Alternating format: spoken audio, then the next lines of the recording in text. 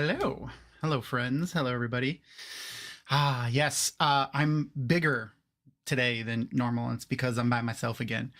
Uh, Crystal is not feeling well because she has a child and, teaches many children. So she has the ick, as is per, the regular interval of getting the ick for a teacher. So go over to the Dragon Mount socials and send love and well wishes her way, because I'm sure she can use some good feelings sent in her direction. Yes, the children factories. Children factories. That was the opposite of what I wanted to say, or it was a mixture of the two things. It is a children are germ factories. Correct. You are correct, Glenn. Sorry, that's my Lisdexia showing again. So hello, and it's been like 2 weeks, I think, and I'm glad we were finally able to get back on. As many of y'all probably know, we had a sad situation a couple weeks ago, and that was Luna, our executive producer, and Erin, and my cat of 19-ish or so years, passed away. It was his time. He was old, and he fought the good fight with kidney disease for a little over a year, but he finally gave in. I have to share a couple of fun images that I have of him, though, from the things that we put together. So here's a very commonplace spot that you would find him, and a position that he loved to be in, which was getting his face scratched like that, and then him taking up spot on our desk where he was the majority of the time. This is his bed that we got to replace him just sleeping on the desk. And then, his normal spot where we saw him almost every night while he was executive producing our show for us. Shit. But, yep, he had to go across the Rainbow Bridge and visit all our other cats and animals that we have. So just everyone go and give some love up into the universe for Luna, and hug your fur babies, because it's it's sad. Thanks, everybody. Thank you. Oh, and hello, Gnomon Garden. I've missed all you guys. I did not have the spoons. Yes, indeed, he did. I did not have the spoons last week to come and hang out with everybody. I honestly, I thought about coming anyway, because spending time with people was nice, but I knew I was not going to be someone that anyone wants to watch in front of her camera last week. And it was just like, it was a rough weekend, and we'll get into that in a second, because part of the rough weekend I want to talk about with our guest, who is patiently waiting backstage for me to bring him in. So let's see who it is. Look, here comes an awesome guest. Yay! All right, it's not fair not to warn me about the song that introduces me. That's why I do it. So when people, like, every single time someone joins, they're laughing, and that's like fantastic. Like, at the very least, they're smiling when they join, and that's like perfect. Like you couldn't ask for more. Yeah, like a better of an entrance. I mean, pro tip, kids. Yeah, have them laugh as you turn on the camera. Yes, absolutely. Exactly. And if I warned you, you wouldn't have laughed. It's just my silly little song.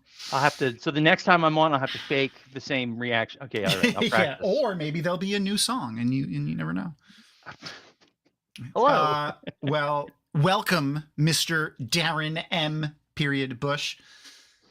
How are you doing this evening? I'm doing great, Tom he/they. I'm doing. I said it that way for, I think you remember in the past, I think it might have been your first Jordan Con, when I was doing the guest services thing, and anyone who is a spreadsheet person will get this. When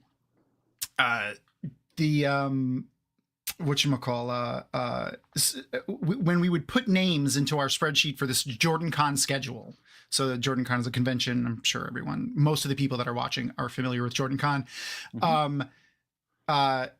We would export the names of the panelists and the guests from the ones that were listed in. And we had that the first year that Darin was there, which was, I think, how we became friends, because I went and apologized to you, and then we started talking, and we were just like, I had seen you at Conjuration the year before, and then we were like, all right, we're best friends now. There was 11 Darin bushes present in the digital schedule because people spelled it 11 different ways. So there was Darin with 2 R's, no M. Yeah, Darin with an E, Darin with 1 R, Darin with an M, Darin with a period, Darin with, so there was 11 different spellings of Darin. So when you looked in the JordanCon app that we used to have, there was 11 Darin bushes just in a huge row. And you weren't the only one. There were several, but because you have a middle initial, it just added an extra little flavor to that. So that was when we made a drop down for everyone's name. And I put them in so that there was one of everybody, and it worked better from then on. And so Tom always brags about how he ends the convention with 100 ribbons, but I had 11 badges. That's yeah. I mean, you know what? If I didn't catch it, you would have, because that's the type of thing that no one else really pays attention to. I do have a ton of, I don't know if you can see my, let me see if I could spin my camera real quick. You'd see my I keep one of my badge ribbon things hanging on my side of my door over here. Let's see if we could slowly scroll up. There it is. And so I set it up like a little, like a shield. I carry it around with me. That's my badge ribbon from, I think, the last JordanCon, I think. Yeah. You mean it's not a murder board? Yeah, no, my murder board is in the other closet. That's for later. Okay.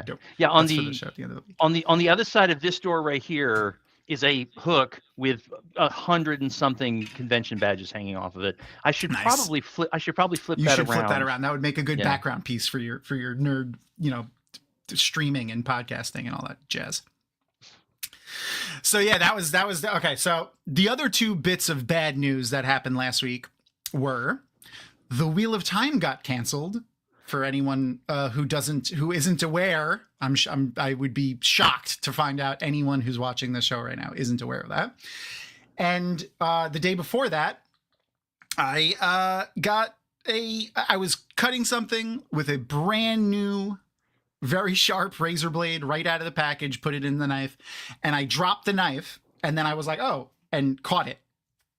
And it stabbed me right in between, like, the web of in between the thumb and middle finger. I mean, the thumb and index finger. Yeah. And yeah, so I needed a couple stitches. So it was, Luna, 2 stitches, and then Wheel of Time got canceled. And I was like, you know what? I think I'm gonna just go lay down for a little while. I just was like, I'm done for a little bit. Yeah, so I got a couple stitches in my hand that I need to cut out next week. They said 14 days. I take them out, and then I could start doing stuff again. But so yeah, it was one thing after another. It was the best week. It was definitely the best week. Let me tell you. So another pro tip: if you drop the knife, just don't catch it. But my luck, it would have landed on my foot and like stabbed me in the foot or something. Like, this is my luck. This is how my luck works. Like I was doing all kinds of work using much sharper tools and more dangerous tools, saws and things like that. Nothing. Everything's fine. Then I go inside to change the blade on the knife, and 2 stitches. It's never when I'm doing the actual dangerous thing. It's when I'm doing something stupid or simple that I freaking hurt myself. Every single time, without fail. And I just walked inside. I was like, Aaron, I gotta go to the freaking to the urgent care. I need to get stitches. She was like, can you? I was like, I could drive myself. She's like, no, I'm gonna drive you. Like, okay. The last time I needed stitches, I needed to go to urgent care because I did something stupid, I drove myself. Thanks, Snowman Garden. Yeah, it was a rough weekend. Like I said, stitches, Luna, Wheel of Time being canceled. But on the flip side of Wheel of Time being canceled, we have currently, and if you haven't done it already, and we'll share the link for the petition, over 112,054 as of like 10 minutes ago signatures on the Save Watt campaign petition. So this is a screenshot from SaveWatt.com. We'll post the links and stuff. Go to thesavewatt.com, sign the petition, send it to your friends and family, get them to sign the petition, share it around social media. Make sure to use hashtag SaveWatt, hashtag RenewWatt, get all that stuff going. So, Darin, what are your thoughts on The Wheel of Time being canceled as a show? I just signed the petition. Yay! Oh, and so in the last 20 minutes or so, it's gone up 410 signatures. That's not a surprise. So anyway, what did you think? What are your thoughts behind the cancellation? Anything? You know what? I never can tell with these entities that have really intense fan bases. I was a huge fan of Farscape, like blocked out Friday night at 9 p.m. to watch the new episode, Yep. and then suddenly got canceled in the middle of a sentence. God, yeah. Firefly is its own mythology thing, Yeah. which is related, but we don't need to get into that. But Yeah. the cancellation of beloved universes is just bizarre to me. Like it isn't consistently that it wasn't making enough money. That's not the reason every time. Especially Wheel of Time was in the top 5 television shows of the year, season 3. Like it raised the overall rating of the entire of all 3 seasons of the show by about 15 to 20%. And this season 3 was at like 97, 98% on Rotten Tomatoes and IMDb, not just like, overall. So it was doing very, very well. And it made more money for Amazon than the Rings of Power. And the Rings of Power cost like 8 times the budget. So yeah, it's crazy. The thing that bothers me, like you were talking about Firefly and Farscape, which, man, if you haven't seen Farscape, and I think it's called HBO Max again. I'm not even 100% sure. I think it's on HBO Max. I know it's on one of the streaming services you could watch it. Go and watch Farscape. Freaking so great. It's so much fun. Jim Henson made all of the like puppet characters that are on the show, and there are quite a few. It's a lot of fun.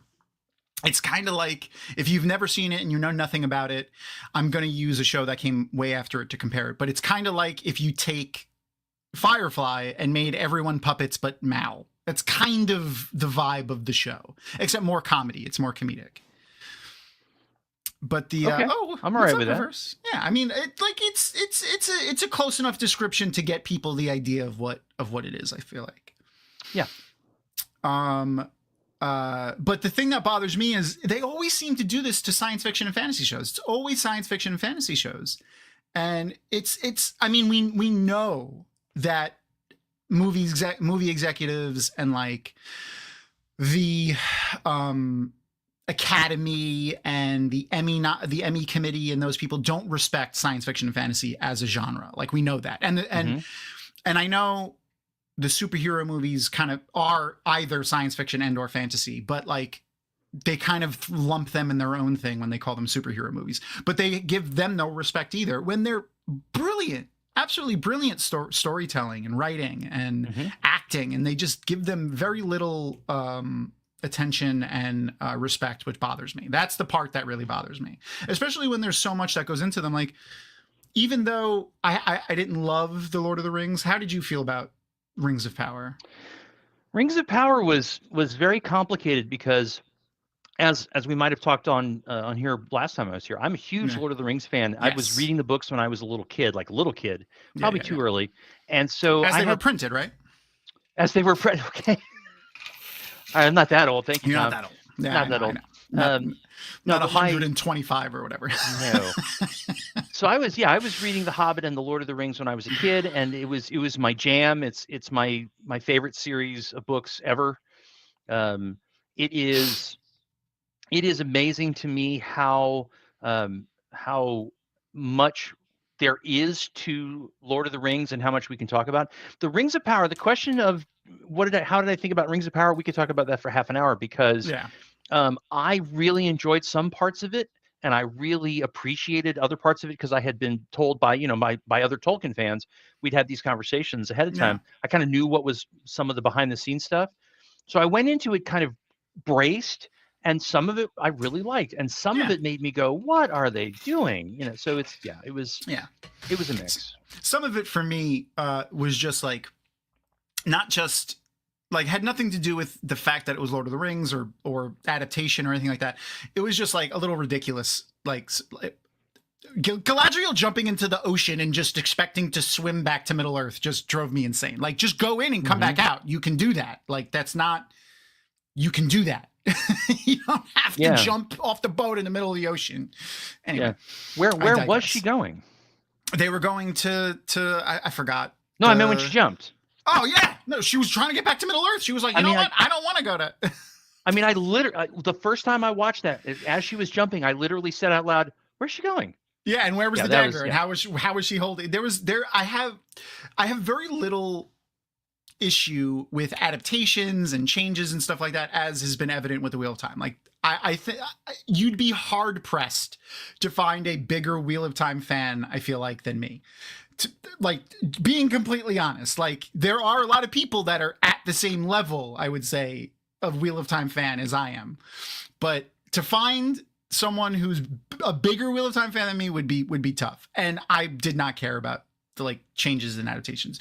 The thing that annoys me about TV shows is when they break their own rules, and or just bad writing, bad storytelling, bad acting, cutting corners, things like that, and like poor use of like plot device and things is annoying. And the Lord of the Rings TV show is riddled with a lot of those things.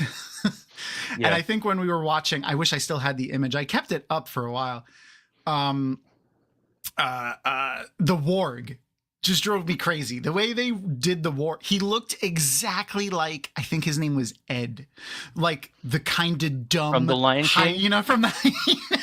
I took a picture of him. Yeah, he literally, there's like a whole like 30 seconds of screen time where he's literally staring at the warg from the Rings of Power, staring at the camera with his tongue lolling out of his head, looking exactly like Ed. And it just took me out of the moment. Like, that was a serious moment where I forgot the elf's name was, you know, they were fighting to escape, and the fucking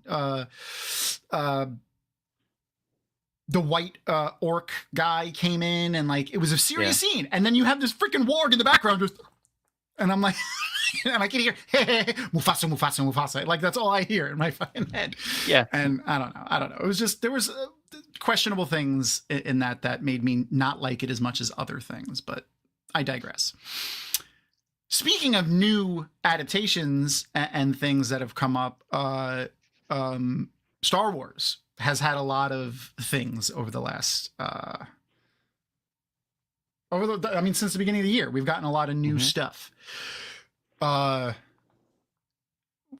out of, you know, whatever you could think of in the moment. You don't have to like go over everything, but is there anything in particular that you're looking forward to from Star Wars? So I just found out. And this is for chat too. This is for chat. Oh, for the chat too. Yeah. You and chat. I want to know. I get to go first. No, the actually, Tom and I were talking about this earlier. Is I was trying to get Disney to work, and I had to uninstall it, reinstall it. No big deal. Got it working. And I'm like, I've got homework to do. I need to watch Andor. Come on. So I was obviously Disney was like, here's 18 other things we also want you to watch. And I saw this thing called Tales of the Underworld, and I went, how'd I miss that?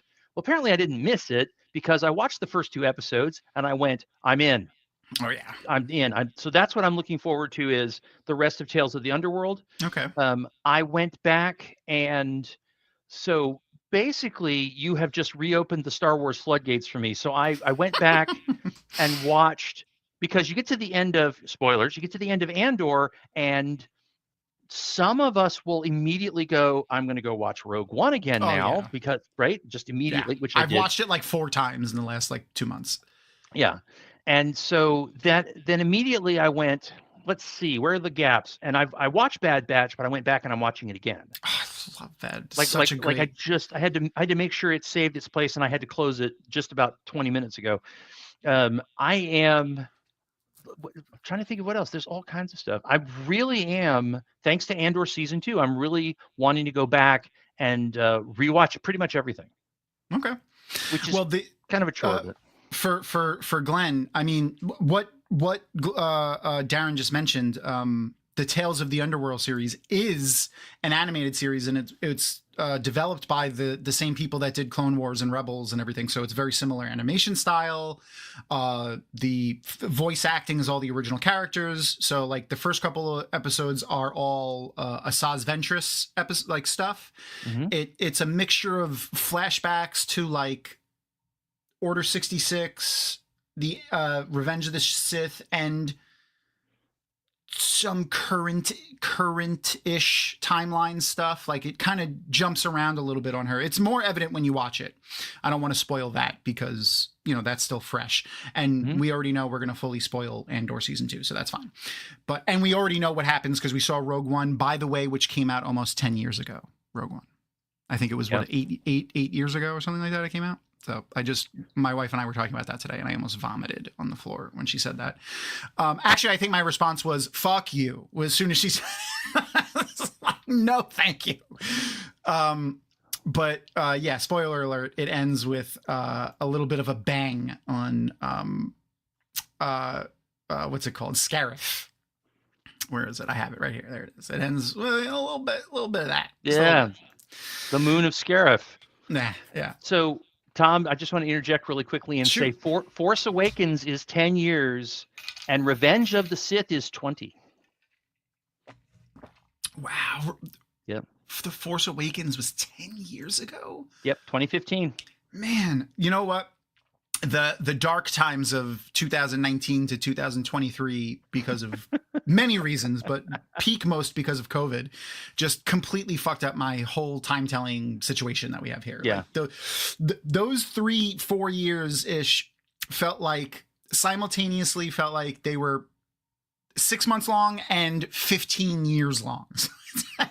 Like recalling them is just, I don't even know. Disney people. I know, it's crazy. I know, because we've been going to Disney for that long.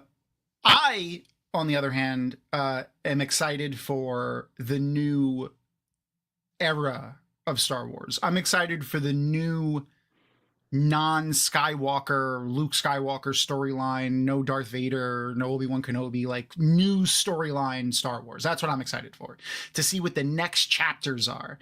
And Mark Hamill actually was doing press for something, and they asked him if he would consider coming back to the Star Wars universe, and his reply was fantastic. You know, obviously he gave platitudes of, you know, he was very thankful for George Lucas and Star Wars and everything that it's done, and he enjoyed all of his stuff with it and blah, blah, blah. But he said, you know, in the last one, when I disappeared, I left my robes behind. So I'm not coming back as like a naked Force ghost or anything like that. So I don't think you're going to see me again anytime soon or at all. So I like that. And he said it's like this stuff should be focused on the new characters and the new people involved. And I really enjoyed that. So I'm excited to see the new Jedi Order. So I have another picture from Star Wars Celebration. This is the official timeline of Star Wars. So we're going to be getting movies, trilogies of movies from the era of the Dawn of the Jedi, which is the beginning of the Star Wars timeline. And then we're going to be getting a trilogy of movies set in between and around the New Republic and the New Jedi Order. So it's going to be like leading from the end of, like, you know, Revenge of the Sith, and no, not the end of The Return of the Jedi and the Mandalorian and stuff. That's what the Mandalorian and Grogu movie is going to take place. It's going to take place in between First Order and New Jedi Order. And then the new stuff, the stuff that I'm really excited about, is the new Jedi Order, which is going to be the new Rey Skywalker. I hate that she chose the name Skywalker, but Rey, Daisy Ridley, her new Jedi Order. So that is really what I'm excited about, is the new Jedi Order. Daisy Ridley making a new Jedi Order in the New Republic, and what are our threats going to be? Like, where are we? I'm interested to see what the new villains are, what the new issues are, and where they're going to go from there. Did you read, I'm curious, how much of the what they call legends, the extended universe, the books, have you read, Darin? I have, I think, 7 or 8 of the books, Okay. all over the place, Yeah, I and mean, I've there's so read. many. There are many, and Yeah. I've read. I had a friend literally loan me his the first book of the Thrawn trilogy. So Okay. the really weird thing about my intersection with the Star Wars books is that I just happen to magically be able to get the books that I really should read. I've read Darth Plagueis. I've Okay. read Scoundrels. Okay. I've read the first Thrawn book. So like I've hit the big things. But I haven't been collecting or pursuing those. All right. And this is not an "I told you so" thing, not that at all. But there was a point where I went, oh, okay, well, I don't have to worry about those 45 novels anymore because they just Yeah. deleted them, you know. So Yeah. yeah. They did bring some of the stuff back into canon, and they are bringing not the entire books, but they're bringing characters and storylines in. Like Thrawn is obviously a part of it now with Ahsoka, and also Star Wars Rebels. Thrawn had played a big part in the end of that, and he seems to be playing a big part back in those characters' lives in the Ahsoka TV show, which I'm very, very Ahsoka Tano is one of my favorite characters in Star Wars. I love how they introduced her. Very difficult character to introduce, seeing as, prior to Star Wars The Clone Wars cartoon, Anakin's life as a Jedi was Snips. Yes, that's her nickname, Snips. They never really explored it. You hear he was a good fighter, he was a great Jedi, he was a Jedi Knight, he was a good Jedi pilot, and he was killed by Darth Vader. It's pretty much all you knew about it. You feel like if he had a Padawan that may still be alive, they would have mentioned it. Now, understandably, obviously, you can't go back and, add her in, into the past, because that doesn't happen. But I feel like the way they married her into the story worked, and the way they took her out again also worked, and it didn't feel shoehorned. Like the episode. So there's an episode of, and this is a slight spoiler for Star Wars: The Clone Wars cartoon, but Ahsoka leaves the Jedi Order, and she says that in her TV show she's not a Jedi. It's because she left the Order while she was still a Padawan. And that episode where that all goes down, one of the best pieces of Star Wars I've ever seen. Like, just a great episode, great storytelling. And it truly, I think that episode really kind of embodies what was wrong with the Jedi at the time. It showcases really Anakin's failings as both a Jedi and a teacher as her mentor, as her master in the show. And I really, really liked that episode a lot. I just thought that storytelling was great. Because mainly, and again, keeping it spoiler light, the Jedi were being very political. They were doing things for politics and not for right or wrong or good or evil or anything like that. They were doing very questionable things, very impactful things, just for the sake of politics, which we also see in The Acolyte. And we saw in The Acolyte how that panned out for the people involved. So I think Dave Filoni, who wrote most of Clone Wars, and Jon Favreau, who came in and helped develop him and Jon Favreau now developed pretty much all of the new Star Wars content, I think did a great job in setting and continuing this stuff. So yeah, I like it.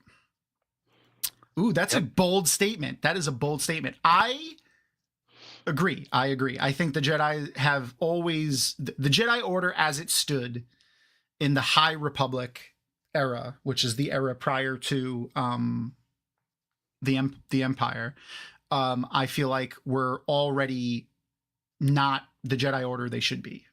I don't want to say they weren't the good guys, maybe, but they were definitely not in the right path. They were acting like almost like a private police force for the government.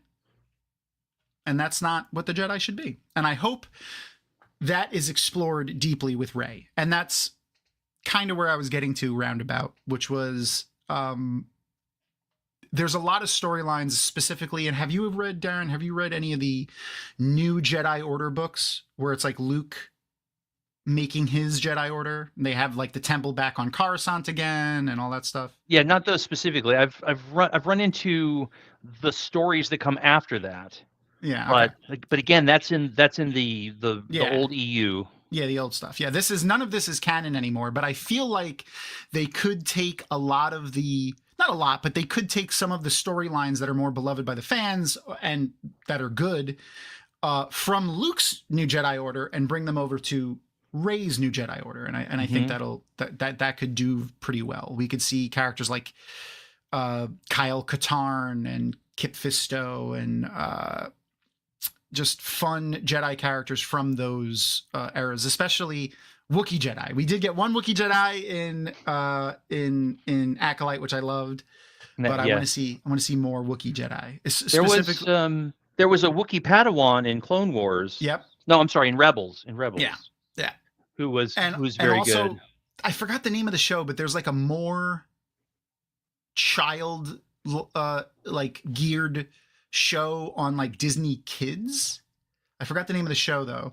That's a Star Wars show, and there's a Jedi. There's a young Wookiee Force sensitive character in that too, which is a lot of fun. But in the extended universe books, there was Lo Baco, which was like Chewbacca's like nephew or something like that, and he was a Padawan with some of the other characters. But I would really like to see some of the stories adapted from that, because I feel like they got to do it. Like there's a lot of fan favorites there, and they've been doing it with other stuff. I want to see some of the stuff adapted from there. I think it'll be a lot of fun. And also when you go back to the older books, and I'm not just talking about Darth Plagueis, but Scoundrels was really entertaining. Yeah. For I don't know how many decades that book's been out, but it's been a while. But it's like I'm trying to figure out if I want to spoil it or not. You know what? I'm going to try and avoid spoiling it. There, Solo and Lando and Chewie get involved in a heist, and what you find out at the end. Yeah, what you find. What a shock! What you find out at the end is that the guy that's wrapped up in all the bandages is somebody from the Star Wars media. So I'm going through this thing going, yeah, this is a fun exercise. And then the last chapter, they nail it back into the main cinema storyline. And I'm like, okay, that actually makes Empire Strikes Back a tiny bit different because of what happens in this book. And now that I know who all the players are on the board in this, which essentially is just a bank robbery, basically. Yeah. But it is well written. It is written in a way that is loving the Star Wars universe and the Star Wars characters. So people like, obviously Timothy Zahn and all of these other really amazing authors that have dipped their toes into the Star Wars universe with their books, there is a lot of meat on those bones that if they just change the proper names, if they just take those amazing concepts and give them to other characters, they could, like someone said in the chat, they could do it 1,000 years from now. Oh yeah. Right now being Rey, they could do it a couple thousand years in the past. Oh yeah. That book I ran into it basically accidentally, and I was like, well, of course I'm going to read this book, and it was worth it, and it was great. So there, as someone was saying, there are stories we don't need to fixate on the fact that it was Luke struggling with some person who thought they were a Jedi. It could be some other person who's a Jedi and some other person who thinks they're a Jedi. Exactly. It's still a good story. It doesn't have to be the Skywalker. Oh man, saga. Yeah, I haven't watched that yet either. So rebuilding the galaxy, all of the Lego Star Wars stuff has been great. Like if you like the Lego Star Wars video games were great. But this rebuilding the galaxy looks really funny. It's basically what like if you're familiar with the Marvel What If series, which is basically just like what if Peter Parker was the Punisher instead of Spider-Man, and like, what if X instead of X? It's that, but Star Wars. And in it is Darth Jar Jar. It's like, Darth Jar Jar's cameo. I was hooting and hollering. I had so much fun. I forgot I'd watched that too. I started it also. I basically just watched the first episode of everything that's Disney Plus asked me to watch in the Star Wars universe. Fair enough. So I am a big fan. It's back here. I'm a big fan of the Lego science fiction and fantasy stuff. So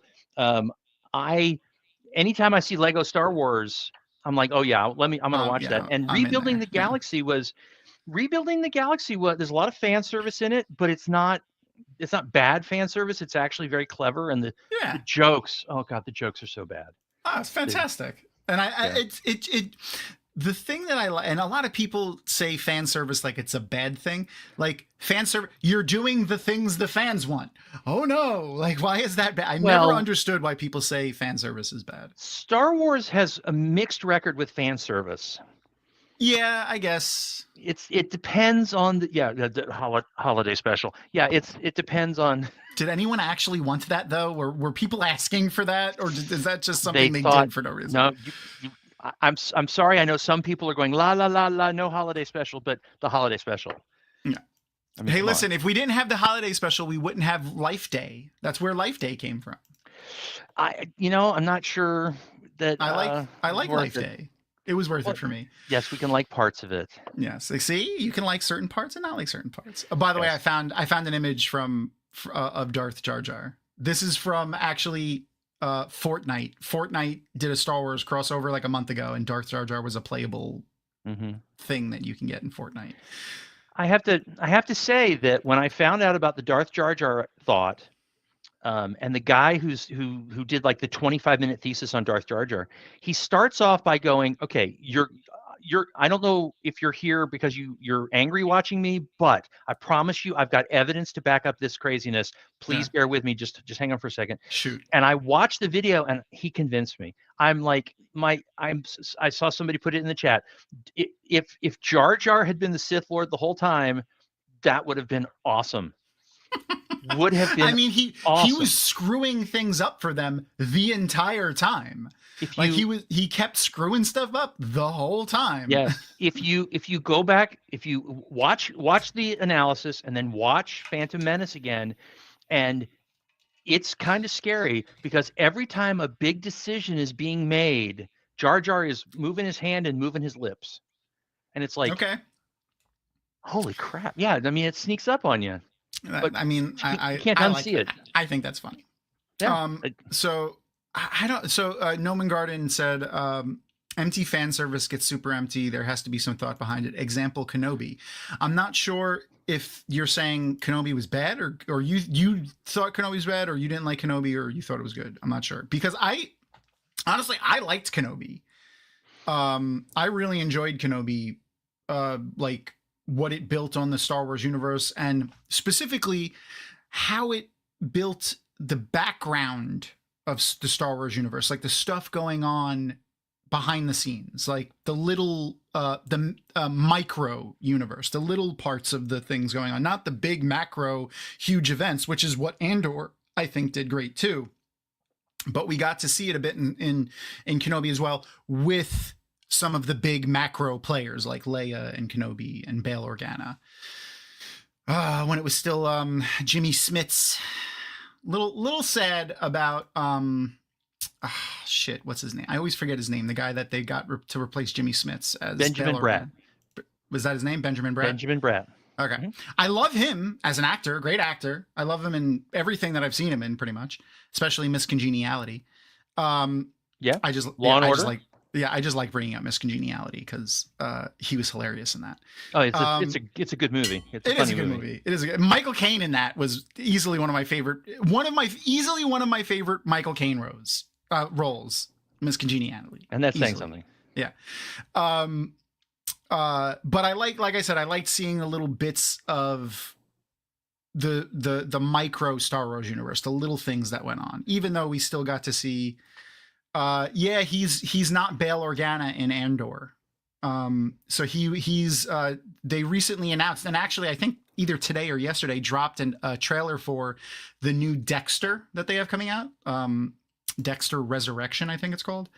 And he's reprising his role that he was in the original Dexter series in that show. So he's going to be in that show, and he was filming that and couldn't be in Andor. So they replaced him with, say his name again? Benjamin Bratt. Benjamin Bratt. I'm never going to remember that. So I'll remember it for you. Apparently, Thank you. So, Thank you. I'm watching Andor, and immediately pause. Google where is Jimmy Smits, and it was just a scheduling thing. Which, thank goodness, it was just a scheduling thing, because I love Jimmy Smits.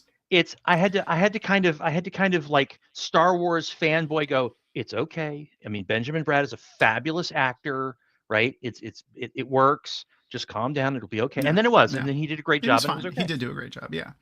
I was just like, it didn't take me out of the moment. He was still Bail Organa. It was okay. I was just sad not seeing Jimmy Smits on it, because I love him so much.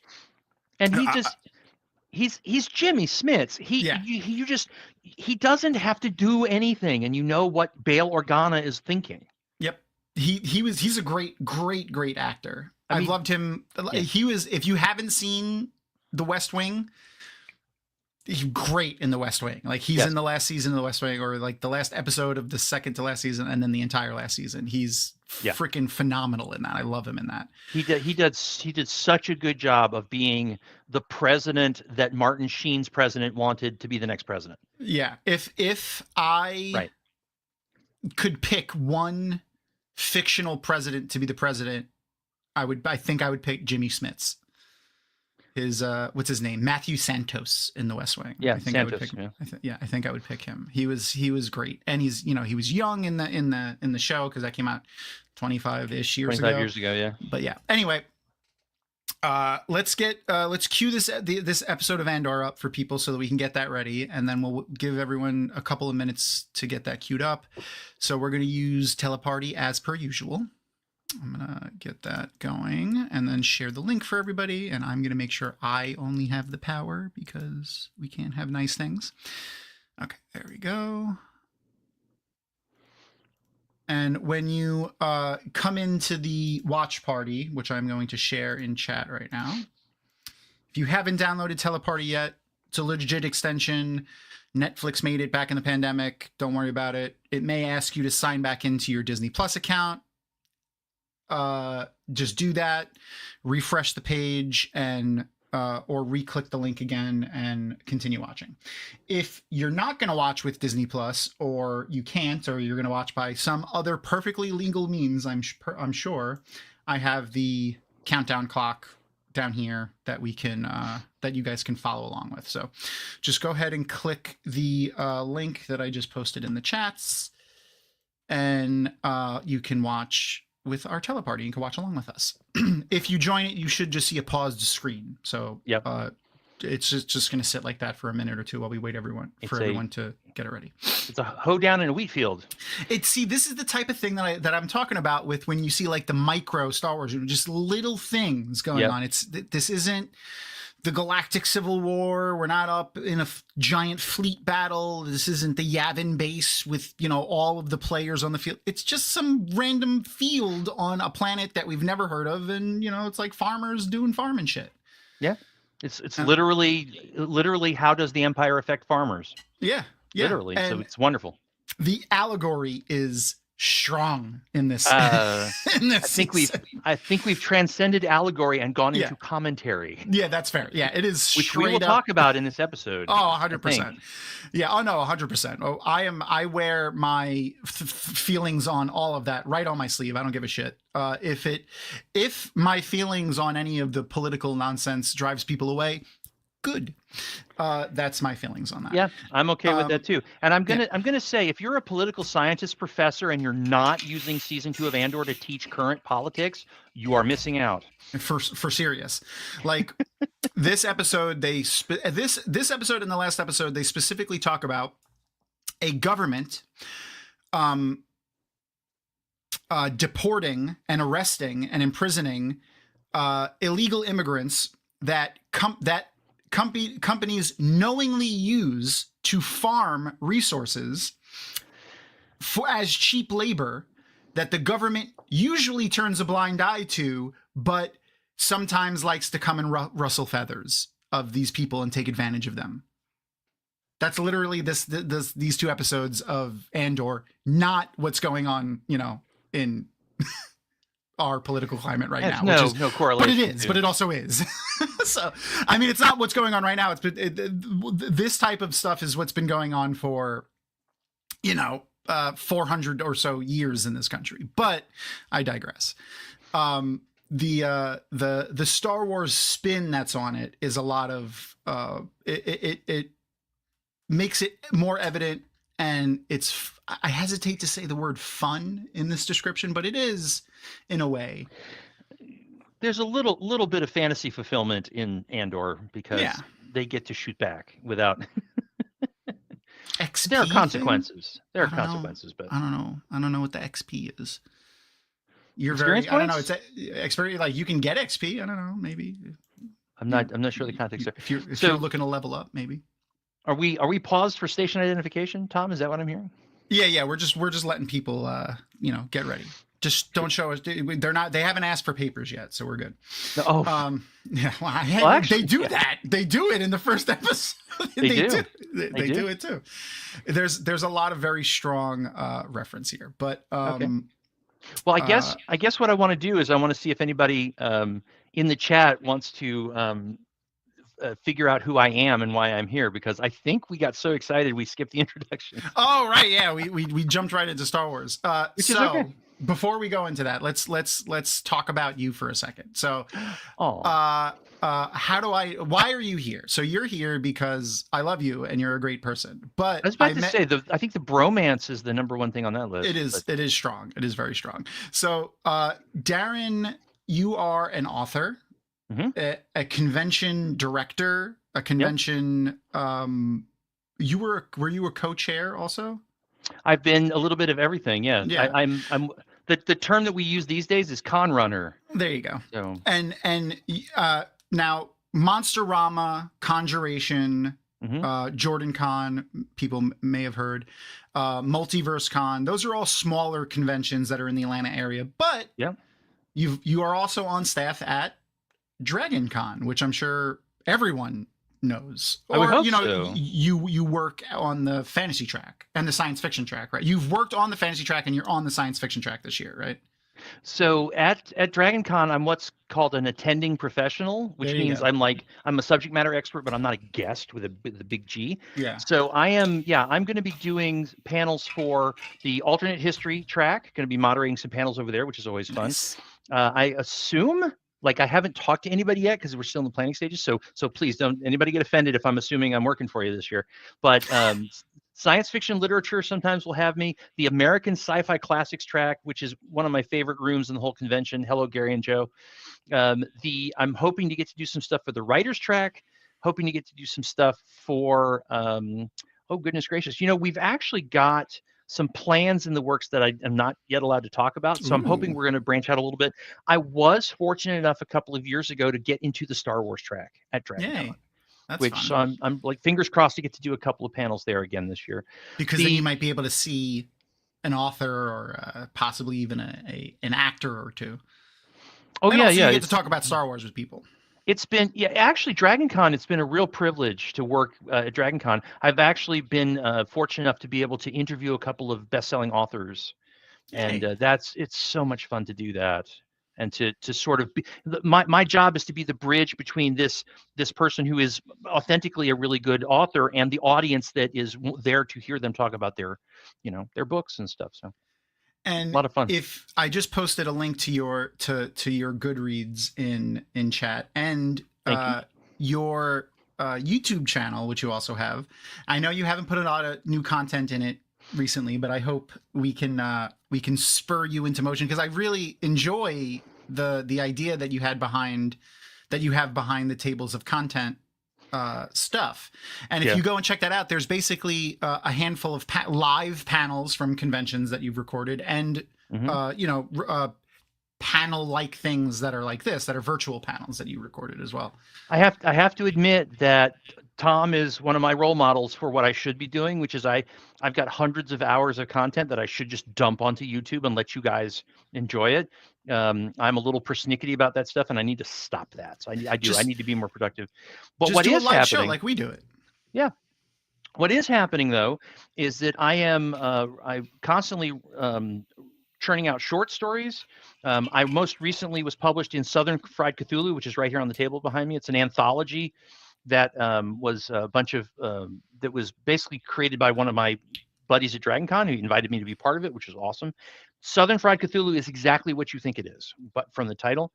So Perfect. I have my short stories up on my Amazon authors page also, and that's really the push right now, is to get the stories out there. So Nice. So thank you for having me again, Tom. I really appreciate, and I'm really having fun watching the chat go by. So yeah, I like having you on because I like your presence, but also you have a beautiful wrinkly brain that has lots of good insight into things. So you're just a good co-panelist to have here. So I'm really just good for like sarcastic comments and jokes, but I digress. All right, here we go. So we're going to get ready to press play on the episode now. If you're watching in our watch party, which I will share the link to again in chat, you don't have to do nothing. Just sit and watch. If it doesn't work or something's out of sync for you, just refresh the page. It'll catch up. If you have commercials, you're going to get your own commercials randomly. Sorry, nothing I can do about that. If you're following along by other means, and I have the timer that you can line yourself up with. So I'm just going to let the timer go for a second because it's about 20 seconds in on the show, and then I'll press play on the show. So don't worry, the show is not playing yet. I just realized that the show is at 20 seconds and the timer's at 0. So instead of having to play catch up there, I could just hit pause. Okay. So I'm going to press play. I'll give you guys a 3-second countdown, and I'm going to press play on the timer and the show at the same time. Here we go. 3, 2, 1, and go. And the times are aligned perfectly. Yay. Okay. We're not gonna skip anything. We're watching the previously on and all that stuff. Previously on Andor. Oh God. Oh, do I still have the Fanny and Mingo screenshot that I made? These two guys that they got to do the I don't know if they're going to show them again. No, they're probably not going to show them. The two guys that got up during during this meeting and offered to do the propaganda stuff for the Empire looked exactly like Fanny and Mingo from Firefly. For those who have watched Firefly, they were like two of the people that they get like jobs and stuff from.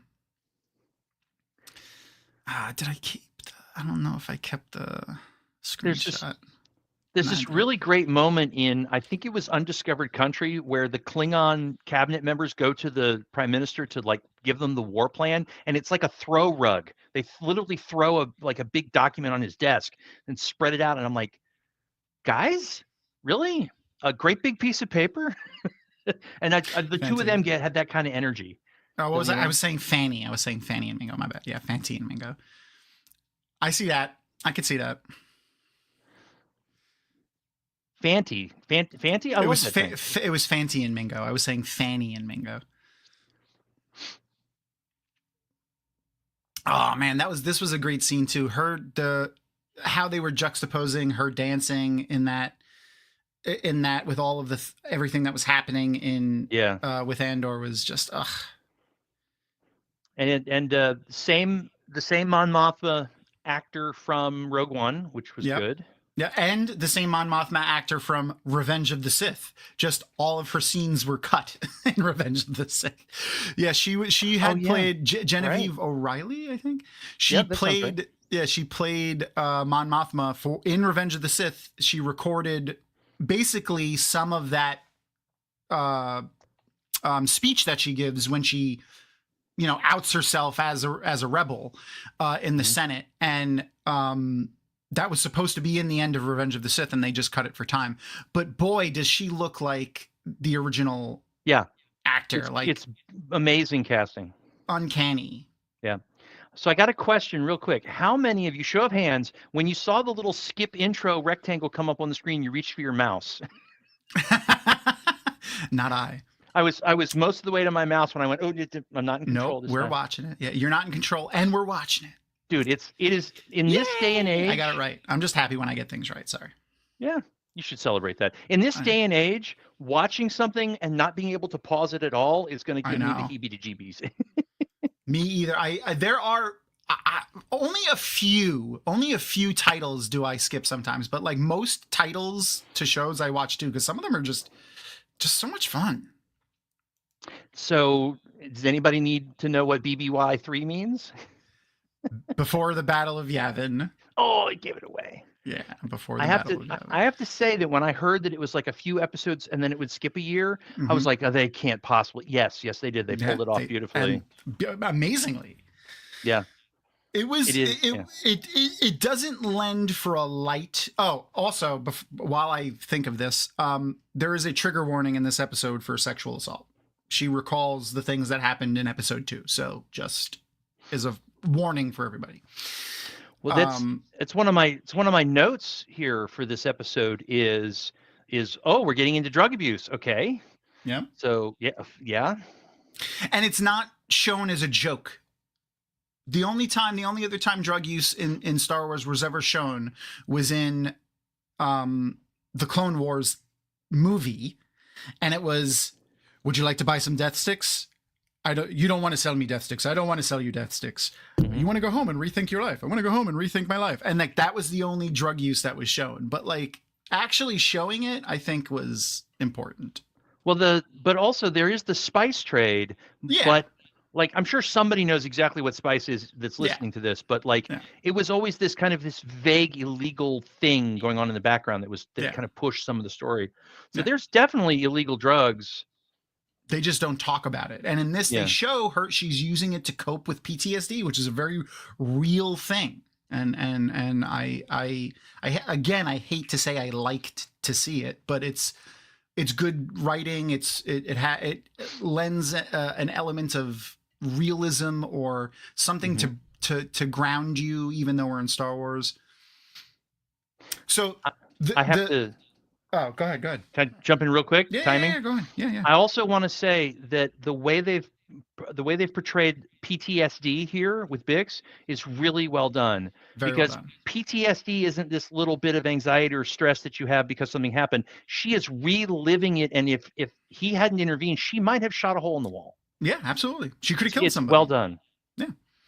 And I was going to say, like, she's the one of the issues that she's having here, and she goes through it a lot in this episode, is she's having a tough time seeing the line between the shit that they're doing to win the war and the stuff that the Empire does.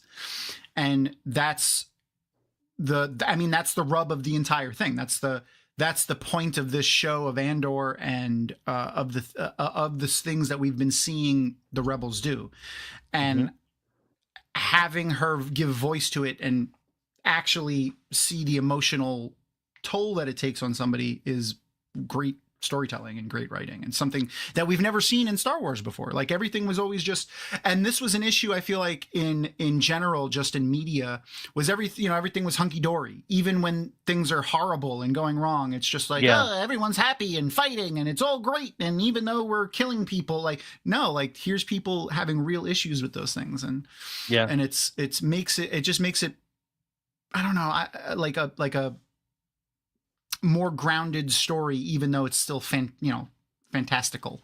Yeah. How many cities have they designed for Star Wars? I know 117. So many. Just like they don't stop. Like the reveals. One thing that Star Wars has always done very well is to keep the reveals beautiful but also under control. Right? They did not overdo that, but it was beautifully done. Yeah, absolutely. So the I think also that some critic somewhere a long time ago said it, Rogue One put the war back in Star Wars, and that sounds a little flippant, but yeah, if they really have done a great job of putting the conflict back into this galactic conflict. I have been going back and rewatching Mystery Science Theater episodes, and my wife and I collect old, bad science fiction movies on top of that. there's a relationship there. And the reason I bring that up is because in the 1950s and 60s, and even into today, when you have a heavy sci-fi, like suspenseful, it doesn't have to be horror, creature feature, whatever it is. Yeah. There's this thing where the instant it's resolved, the credits roll. And you're like, wait, what? That's it? Yeah. Okay. For a long time, Hollywood was like, no, that's it. This entire 2-season show is the stuff that happens after the credits for those kinds of stories. And I think it's awesome to see the reality of what happens to people after the credits roll. Absolutely. And I have to give credit here. The verisimilitude. I haven't heard that word in forever. And I believe, and correct me if I'm wrong, I think that means like to make real or to make appear real or something like that. Okay. To make it similar. I do like them showing the lower levels of Coruscant. I always hated the way Coruscant looked too, and them showing the residential areas and stuff is cool. This specific spot, so Ghorman, the planet of Ghorman, has been mentioned before. It was mentioned in Clone Wars. It's in some of the books. They don't go to it per se, but it is the planet is mentioned. I believe in Clone Wars, or maybe it was one of the books. They talk about I think they call it either the Ghorman whatever. In the show, they either call it the Ghorman Massacre or the Tarkin Massacre. In the book, they called it the other one, whichever one it is in the show. It's the other one. And in the books, it was Tarkin literally landing a cruiser on like where people were protesting on them. He landed it on them because they were protesting the Empire coming to the planet and building in an area where they weren't supposed to build and like, taking over the planet. And they thought, oh, we'll just fill up the landing pad and they won't be able to land. And Tarkin was like, excuse me? This ship weighs way more. The displacement for the ship will be minimal. Just land. And he lands on them. And in this one, they're not saying that didn't happen. They're just saying that this happened in addition to it, which means Ghorman has suffered at the hands of the Emperor. I mean, do you know how much damage this bulldozer will sustain if I let it run over you? None at all. Zero. Little Douglas Adams there in the afternoon. Yeah, the Ghorman stuff, by the way, was what? Edie Karn, his mother, biggest villain in all of Star Wars. Yes. She's the most evil person in all of Star Wars.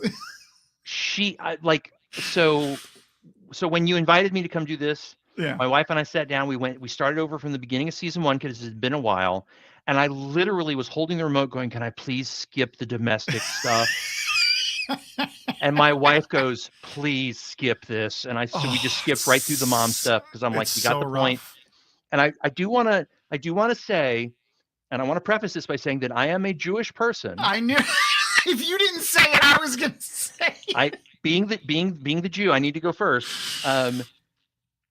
Cyril's mom gave me flashbacks. But also, and I know this is bordering on offensive, but in my brain, I went, Jews in space. That's a Mel Brooks thing, right? Yeah. From History of the World Part 1. History Mel of the World, Brooks. yeah. I haven't seen History of the World Part 1 in forever.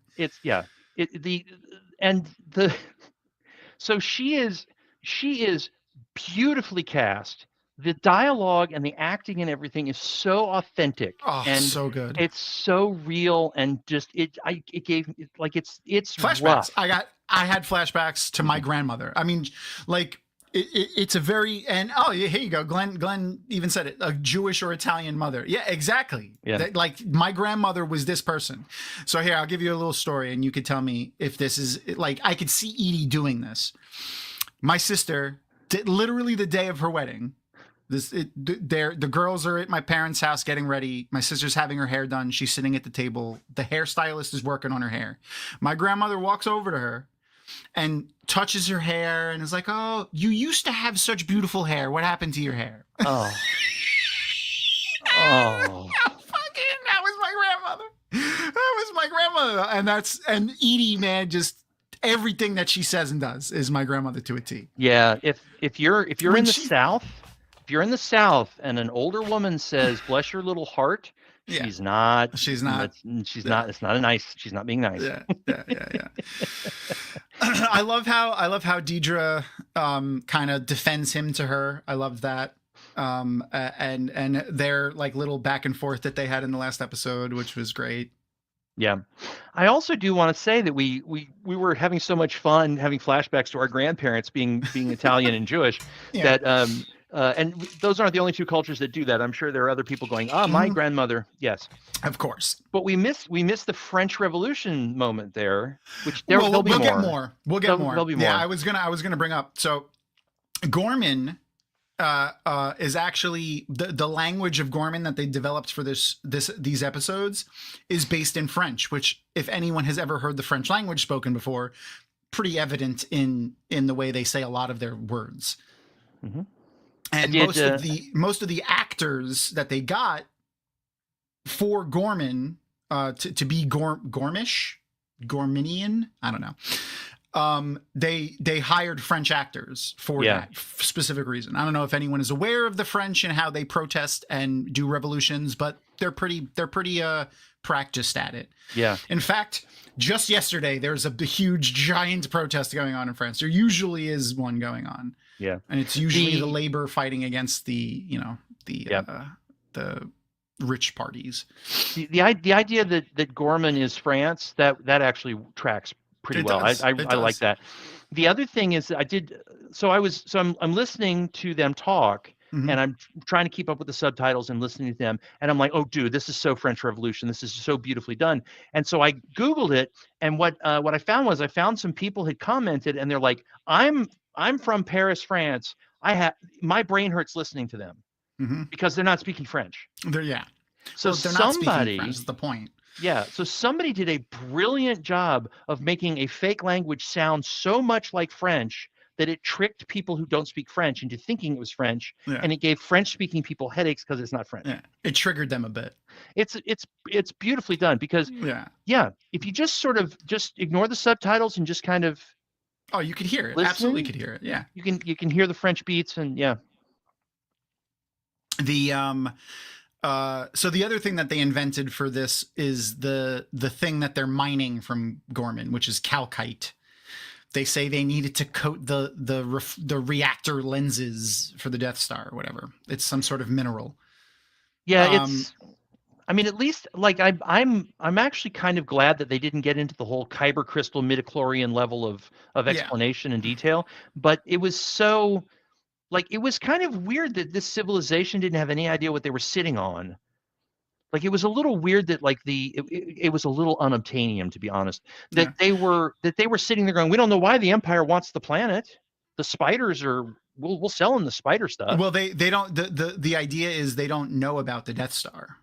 So they don't know what they want the planet for. No one knows about the Death Star. The Death Star is a mystery still. So they do know about the calcite?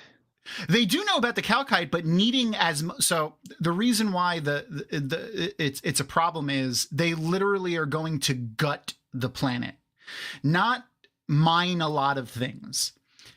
They're going to mine so much of the planet that the planet is going to destabilize and not be a livable planet anymore. So okay, the idea of needing that much of anything is probably just crazy to anybody, because building something that large is just unfathomable. I'm not sure how I missed that, but apparently I missed that. But it does make sense to me that if an alien race came to Earth and said, "Hey guys, we want some iron," we would go, we got plenty. We got plenty of iron. Have some iron. And the aliens went, no, we want all the iron, all of it. That means the death of the Earth and the death of all of us. Yeah, because you know what? Your core is actually mostly iron, so we're just going to take that. Yeah. And then we're like, we kind of need that. Yeah. I mean, they talk about it, I believe, actually, in this episode, when we go to the ISB, they talk about how the strip mining or gouge mining, I think they call it, of Ghorman is going to leave the planet unstable. Like, they say that specifically. Yeah, that's coming back to me. It is... Like, I don't feel like I missed that. I mean, the point is made. The Empire is coming. Yeah. Right. They just don't know to what extent yet. And they're keeping that secret on purpose. So the Ghorman are upset because they believe they're building a armory or a military base too near this monument to the Tarkin massacre that occurred on Ghorman when Order 66 was declared. That's the storyline of Andor. When Order 66 was declared, within a couple of days, Tarkin went to Ghorman for whatever reason and killed a whole bunch of people, and it happened where that monument is. And now the Empire is building all this infrastructure, and it seems like what they're building is a military base, and they're upset about that. Unbeknownst to them and to most of the Imperial people there, what they're actually doing is gearing up to invade the entire planet, gut the whole planet, and maybe relocate the citizens of Ghorman. Like, they talk about relocating them, but like, do they care? Probably just the rich people that are aligned with the Emperor, like the Empire, like the regular hubbub of people. Yeah. They're probably just they don't care. Yeah. We've seen the Empire emigrate people, and yeah, you either go to the spice mines of Kessel or you get vaporized by the Death Star. And yeah. Oh, there's a great little bit in this scene in a minute with the two of them. I think it's this scene. I don't think we missed it yet, where they're Andor is trying to comfort Bix, and I think it's going to happen in a minute. He goes to hold her hand. And if you pay attention, when he touches her hand, he draws on it like this, and then draws a line up the middle, which is the rebel symbol. It's a half moon, a crescent. He draws a crescent, and then a line up the middle, which is the rebel symbol. Mm-hmm. I was watching it earlier, just like going through. I watched it like 4 or 5 times today, just this episode, and I noticed that on like the 3rd or 4th time through. And I was like, oh, that's so. And then I looked it up. Like I Googled Andor touches Bix's hand, and like, yeah, it was 100% the Starbird. Yeah. Which is also partially the Jedi symbol, which here, let me grab that image again. You can see it right there. It's like they use that symbol. The Rebels use that symbol a lot in their stuff, except for the Dawn of the Jedi. That one's different. Still similar, but pretty different. Ironically, the great bird of the galaxy is Gene Roddenberry. It's funny. Oh. I think that's Tom's way of warning me. No, I just... Yeah. When someone makes a joke that means 2 things, that's the voice that I use. It's funny because it means 2 things. Yeah, that's usually what I say. I'm looking at the chat, and I'm going to go ahead and jump the gun here and say, where was you have to go through this cave full of giant spiders to get to the goal scene? Like I think I heard somebody say that they had planned it, but then they cut it. And no. The spiders were a cover. The spiders are just a cover. You don't have to. The spiders weren't anything. I did want some spider, like giant spider fighting. I wanted a little bit giant of that. Spiders. Yeah. You know what? They probably toyed with it, and then we're like, we don't have enough time to do that shit, and they did the rest of it because, like, where would they put it? Where would they put it in? Like, they're watching pod race. That is pod racing on Tatooine. Yeah. Yep. Love it. I like, and see, here's another thing that I like. I like that they're showing. Oh, you're an arachnophobe? That sucks, Glenn. Sorry. I like how they're showing like the like normal everyday Imperial, workmen. You know what I mean? We have the fat lazy guy sitting at the computer. He doesn't even want to get up. He's eating. Yeah. He's even eating, which I'm sure is against Imperial regulation. Oh, sure, definitely. There's that one guy who he's asleep at his post with his tunic undone. Yep. And is like, he's like, oh, I'm awake. Oh, your tunic. I came and put my tunic back together. Like, yeah. These are, unfortunately, most of these people are just employees of the Imperial machinery. And I feel like the genius of that is it's showing, like, these are just regular people going to work. You know what I mean? Like they don't know what they're doing. They have no idea what's going on. Yeah. And Cyril is one of those people. Yeah, absolutely. He is like, here's one of the great debates of this show, in my opinion, is Cyril a heroic figure? And I don't mean in his head only. I mean, he really truly is trying to be heroic. He just doesn't know what's really going on. Okay, so hold on one second. I'm going to put a pin in that for a sec because I want to get back to that. Okay. There are people that you can say are just following orders, quote unquote. But the people that we were just talking about, I mean specifically, not just following. They have no idea what's going on. They're just, that guy's a guy guarding a door. He has no idea that the Empire's planning to move in and take the planet over. He just is like, I gotta guard this door, and he doesn't even really give a shit about it. So like, there are definitely the people, like people that are the, and there's a great example of that in these seasons too, which are the people that there were a couple of the soldiers, like the driver of that car when the Imperial officer tried to assault Bix. He was the type of guy that's just following orders. He knows what's going on, but he's choosing to just, I'm going to do my job and ignore everything else. That's the type of guy that's just following orders. But they do a very good job of showing that, but also the directors of these episodes, especially in season 1 during the prison bit, they did a fabulous job of the camera lingering on the guy while he is enjoying them being tortured. Oh yeah. The commandant, warden, whatever the heck you want to call that. The guy that Bix had the flashback of in the beginning of the episode, that doctor. Yeah. He enjoyed what he did. Like he was enjoying that. Yeah. When he was talking about the aliens that they took their screams and put them in that VR thing that they put on Bix's head. Yeah. When he was talking about finding that data and doing it, he was looking on those memories fondly in his head. And there's those people as well. Yeah. So it is this show does a fabulous job of showing you all the different levels of involvement in the evil empire. Yep. And part of the evil of the empire is that every level has no idea what the level above it is doing. Yeah. And they demonstrate that. And at some point you get to a level of just normal people that are not benefiting from the empire at all, are also subjugated by it, but are inadvertently working for it. And that's the joke that's always been going on for 40 years, which is like, hey man, there were some plumbers on the Death Star that had no idea what was going on. Someone got called in to do an AC repair, and was just on the Death Star repairing someone's air conditioner when that thing blew up. So it's a joke, but it's also kind of serious, which is, but I mean, there were people who cooked food for the cantinas on the Death Star. Yep. See, that was always something, and this is something I've always thought, like for years, that I thought was like a miss for even way back then.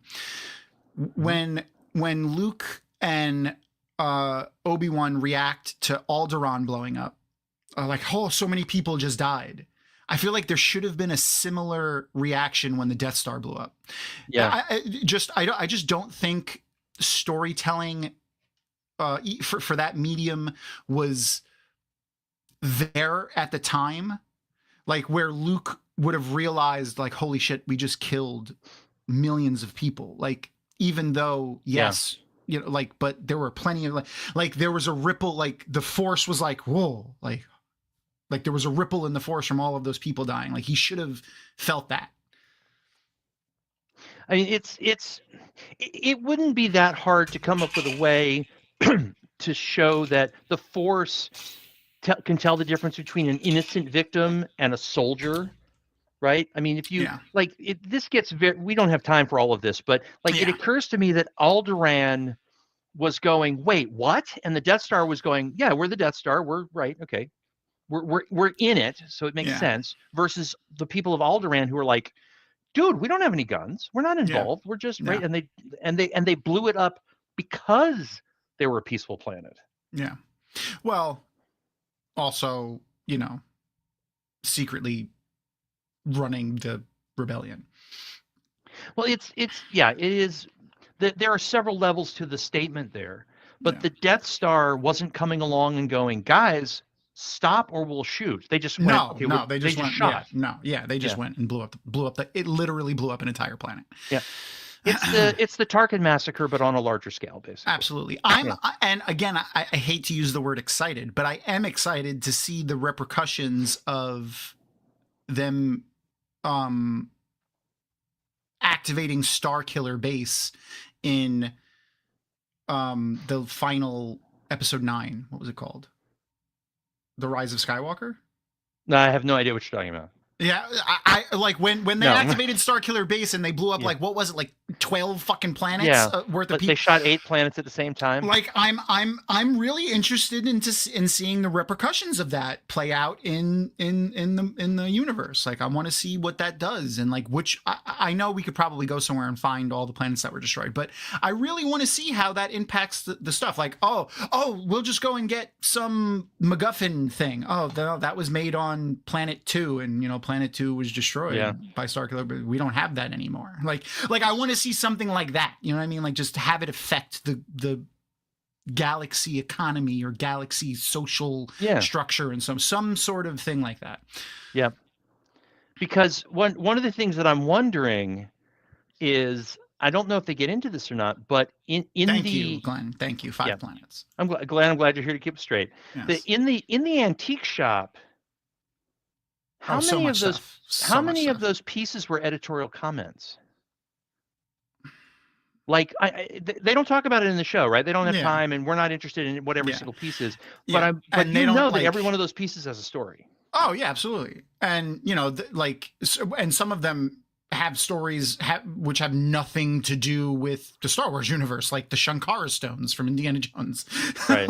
which are on the shelf in his shop. Oh, I got to go back and look for that. I missed that. Yeah, I'll get my picture. I have the picture of it. I just don't have it on StreamYard. I'll put it back on so we can. I can show you. But I think it's interesting, because what'll happen is that that shop, if it existed after Return of the Jedi, it would be filled with Hosnian artifacts. There would be a whole section of here's the Hosnian artifacts that we recovered from the the 5 planets being blown up. Yeah. Absolutely. Here we go. I found the image. Okay. There you go. So if you look, son of a gun, there they are. The Shankara stones. That's awesome. Just chilling there. That's awesome. Next to some other random stuff. But that's the Shankara stones. And from another angle you could see there's a third one behind that too. That's awesome. Yeah. It's funny that you showed that, because earlier I was going to say I just want the Indiana Jones bit where they're covered in spiders, but they're gigantic spiders, right? But they're And then someone can go, I hate spiders. Yeah. And I have to say, because I looked over at the player and I'm like, oh, Mon is talking to people about votes, and I'm like, in my notes I have, okay, maybe it's a tie between the soap opera and the politics, and I don't mean that in a good way. Yeah. And that senator, by the way, was the senator from Ghorman, the senator that she was talking to. I was like, even on my second time watching that, I was like, who the fuck is this guy? And I had to stop and go back and check. Yeah, he's the senator from Ghorman. Yeah. Okay.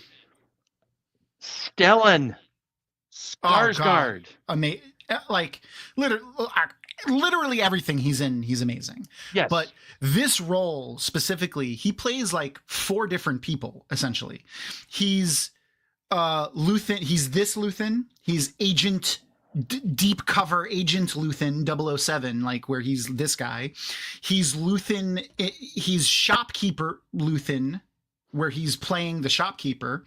Mm-hmm. He's the leader Luthen, when he talks to Andor and the other agents like Saw Gerrera and Andor. And then when he's with Kara, he's almost vulnerable with her. He's like maybe that's his true self. But that episode, I'm not sure if it happened or not yet, but we're full spoilers for all of Andor season 2. When he says,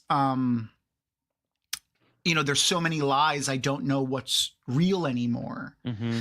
That was such a great delivery of the way he did it. It just, God, I fucking love him so much. Yeah, I love Solo. His speech.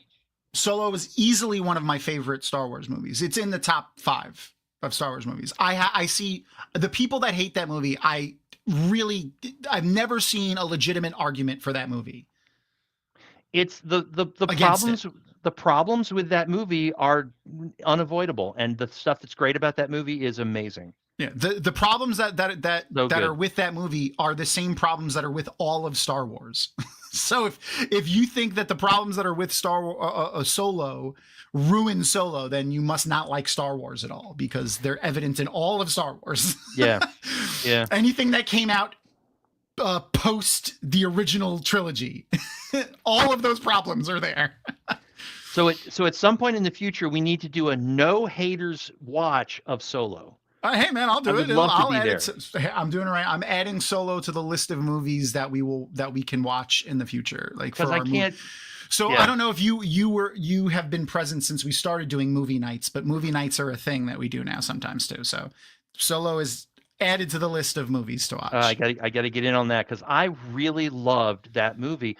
Yeah, but that is the majority of the argument against Solo is it's woke, because they're like, just shut up already. Yeah. I just fucking I am not entertaining. If you use the word woke as a pejorative, I'm not even entertaining having an argument with you. Yeah. This is the scene. This is the real scene where it's like, oh yeah, this is totally French. Everything is so French here. The casting of this guy and a lot of the people around him is brilliant. Yeah, they're all French actors, all of them. It's just brilliant. I mean, and he is the, like, I don't know what it is, but his head is a weird shape. His face is squished.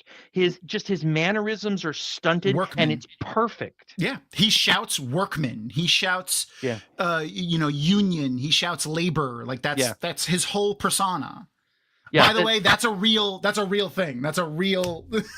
Go ahead and look up what it means. That's a real, mostly European, heavily used by Italians. Yeah, that's a real thing.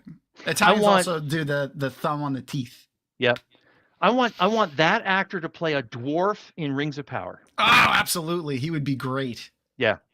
He does such a good job of making the anger 100%. real, mm-hmm. Right? It isn't just that they're irritated at the Empire. He's really freaking pissed. And he's so angry that he's pissed at the other revolutionaries because they're not angry enough. Yeah. He's like, you guys man, does that sound like anything that's going on right now? I don't know. Yeah. And I mean, this Ghorman guy that's translating for him has a French accent. He has like a very French accent. Yeah. It is, and also, and I know I might regret saying this, but the ways that Star Wars has borrowed from real cultures in order to give diversity to the cultures in the Star Wars universe has had mixed reviews, and I think this is a really good way to do that. This is a good way to borrow the French Revolution and the French culture and language, but they have made these people more three-dimensional and more real and more emotionally present. So it's like, I think that some people might have missed that while they're celebrating the French Revolution in Star Wars, they might have missed that a lot of people have complained about, oh, those guys are so obviously this group of people from Earth. It depends on how it's implemented and how well done it is. Yeah. Right. I mean, there are ways to do it that don't disrespect, the culture and cultural traditions and things like that. And don't make them like a joke, really. Can you pop up what Reverse said about that? Yeah, there you go. Yeah. Coding doesn't when it doesn't become caricature. That's perfect. Well done. Yes, that's exactly where I was going. But it was said much better. What's up, Rapunzel? Yeah, it is amazing to me how how much people complain about when you borrow something from Earth in order to put something in Star Wars, because like you know what, you won't hear that. Everything. You will never hear that in the Wheel of Time fandom, or at least if you do, holy crap! What the hell? Why are you here? Because literally every single culture in the Wheel of Time is based on either one or several Earth cultures. So I like that. Like, I mean, it's impossible to create something completely new that doesn't exist. you can't create something that doesn't exist. Like, you know what I mean? Like, you're always you're gonna draw from things in your brain, and you've been influenced either subconsciously or consciously in ways.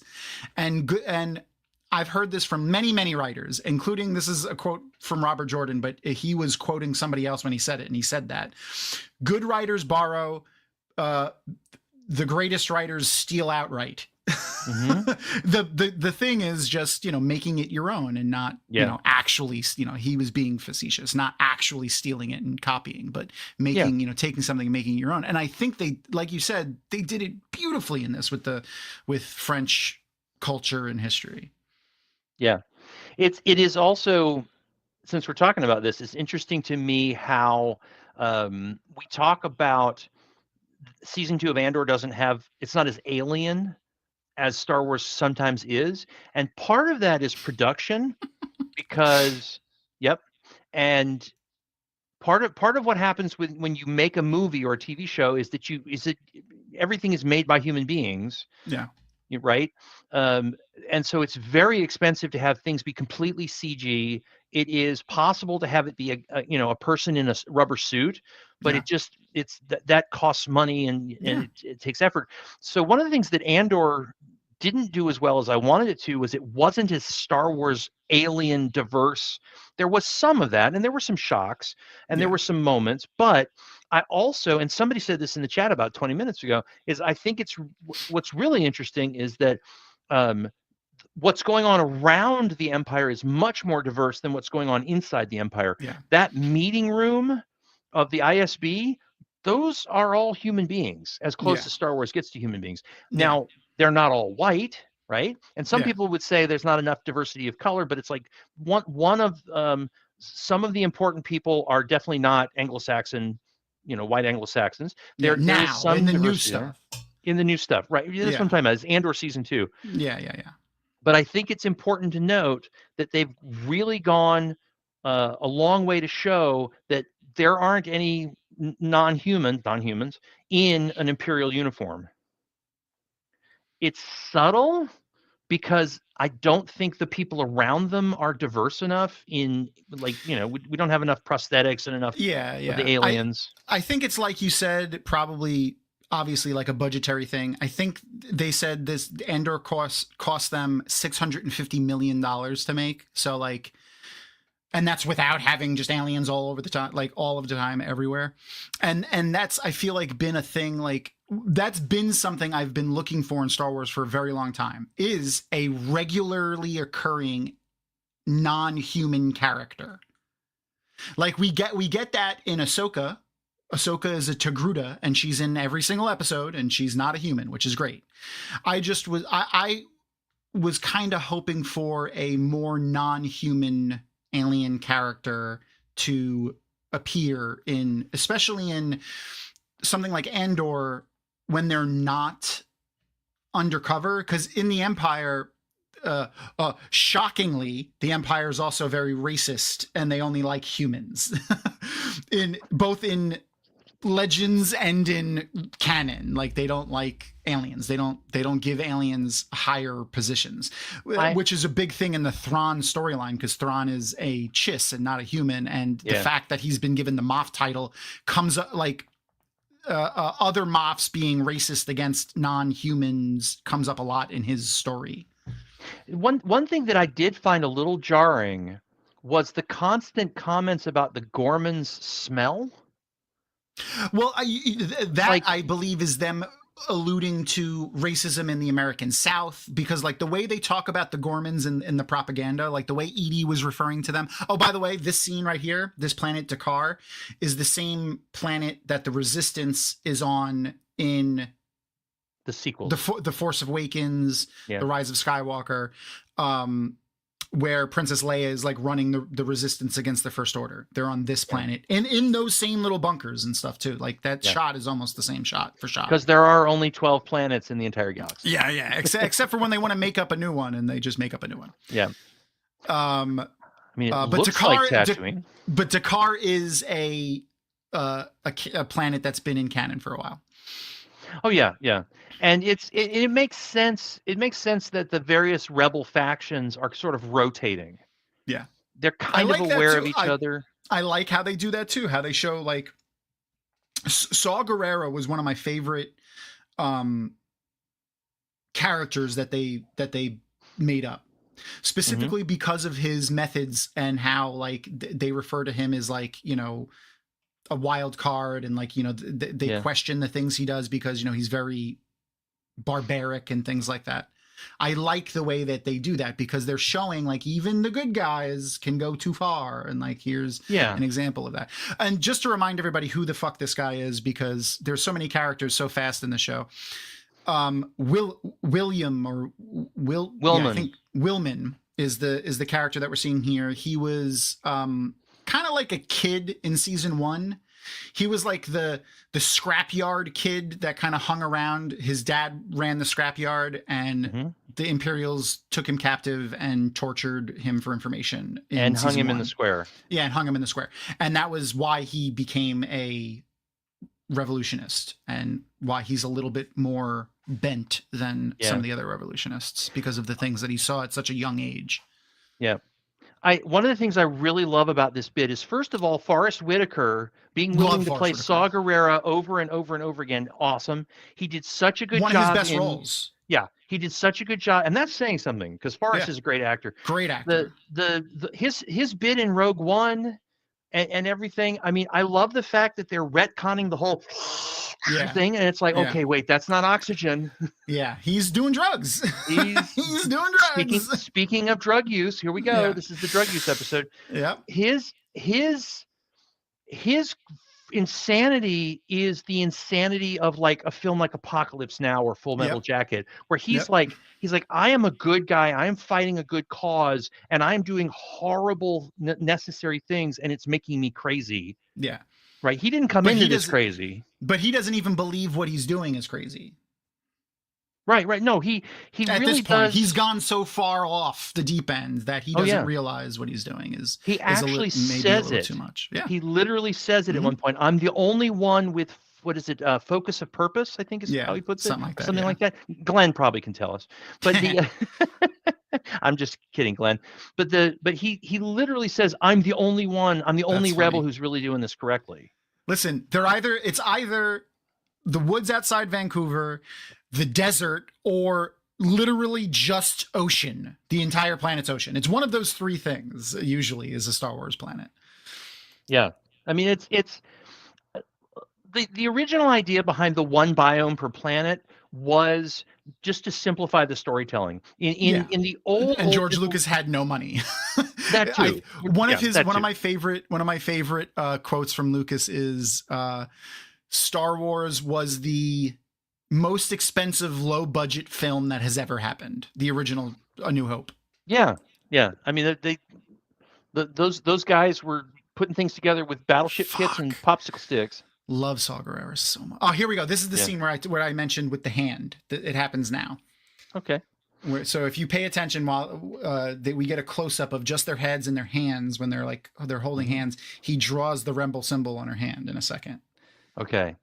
Just little details like that. I love. This is the type of this. She does it too. Here, watch. She drew. I don't know what she drew on his hand. It wasn't the rebel symbol. He draws the rebel symbol on her hand. You can see he does the half crescent and then the line up the middle. Maybe she drew it too. I just couldn't see it at that angle. See, like half crescent. It might have been, but it might have been the same. Yeah. And then the line up the middle.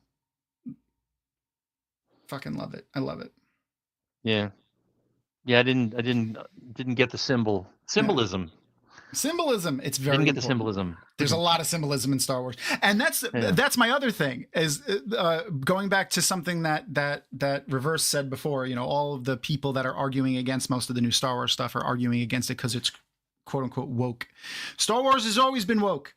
Yeah. The original Star Wars was written as the rebellion was the Vietnamese and the Empire was the US.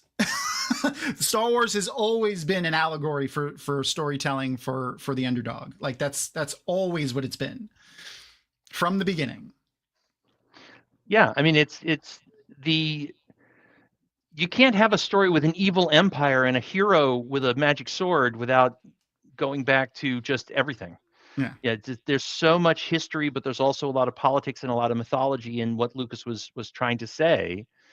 And he did such a great job with of telling this mythological story with, again, a budget that reflected how much Hollywood had no idea what he was trying to do until it was too late.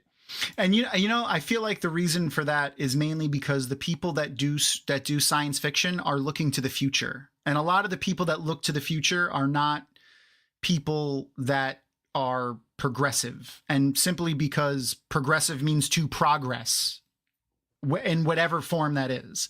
So like people that have a difficult time envisioning progressiveness have a tough time writing futuristic type things, because if you take fascism and dictatorship to the end, you don't get galactic republics. You get the empire. Yeah. The moment where Padme says, "This is how democracy falls," not with a blast, but with thunderous applause. Yeah, it's like that hurts. Applause. It does hurt, especially now. Okay, fucking phenomenal episode. Crazy ending too. Like that, the way that it ended was such like a hard-hitting low note, but it's so meaningful. I'm going to end the watch party. So if you're still watching, it may go into the next episode for you guys, but we are not going to watch that right now because we have to do something next week. And watch the next episode. We all need to add Tony Gilroy to the list of Star Wars masters.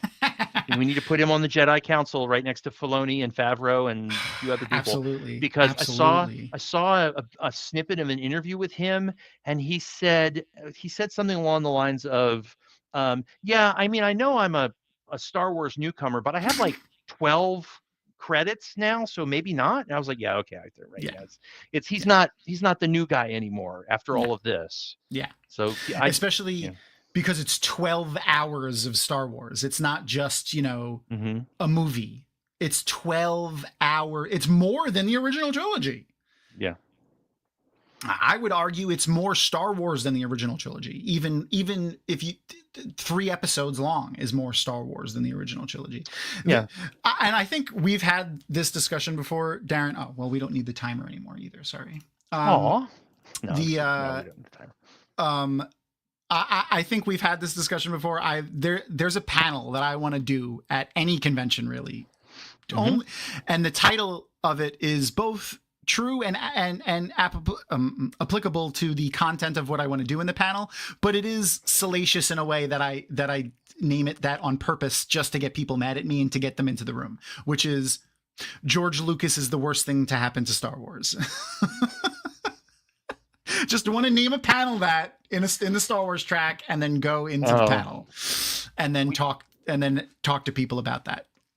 We had a panel series that I did at one of my conventions that I used to work at, where we were trolling. We were trolling. And that's one of the things that we would do, is we would say something outrageous about Star Wars just to get people in the room to talk about Star Wars. We did it for Lord of the Rings. We did it for a bunch of other stuff. And actually it's a very low level troll, right? It's an innocent level of trolling, but it really was interesting to see people come in and go, okay, we're ready to, and then we would start the panel and everybody in the room would go, okay, they're right. Yeah.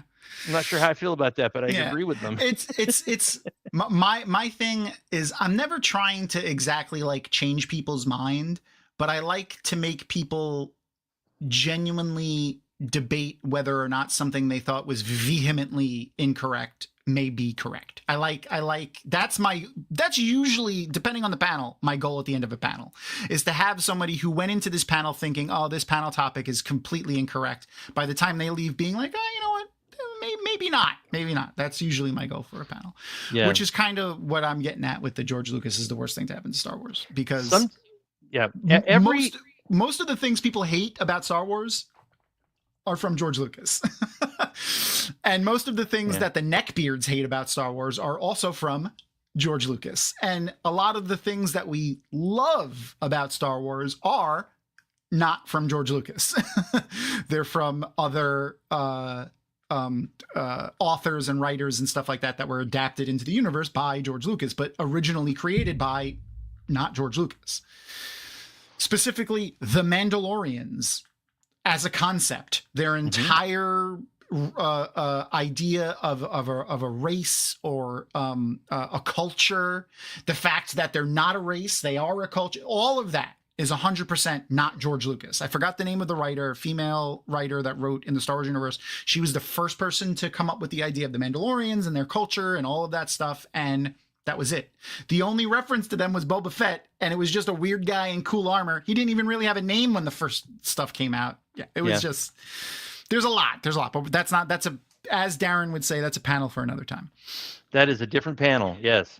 Yeah. It is amazing to me how hard people want to work to try and figure out what's wrong with Star Wars. Yeah. And guys, you don't have to watch it. No. But it's Star Wars. You It can't is, absolutely. ignore it. No. And that's the same thing, like I said, with Solo. I absolutely loved Solo. The Acolyte, absolutely loved the Acolyte. Like the stuff that we got in the Jedi Temple was awesome. Seeing Jedi of a different era without having to focus on Obi-Wan Kenobi and Yoda and those, characters that we know, meeting characters that have been named in the past, but not, shown on screen, or characters from the, extended universe. Like I forgot her name, the Jedi Master she's Mira Lukin. She's green. I forgot her name. She gets sick when she goes to hyperspace, which is from the comic that she's from. Like that's a little bit that was in the comic that character is from, was great. And getting to see all that stuff was awesome. Darth Plagueis was awesome. The acting was awesome. Jason DeCinto is his name, I think. The guy that played the stranger or whatever they call him in the thing. Like, awesome. Just awesome. I loved all of the characters and the character development.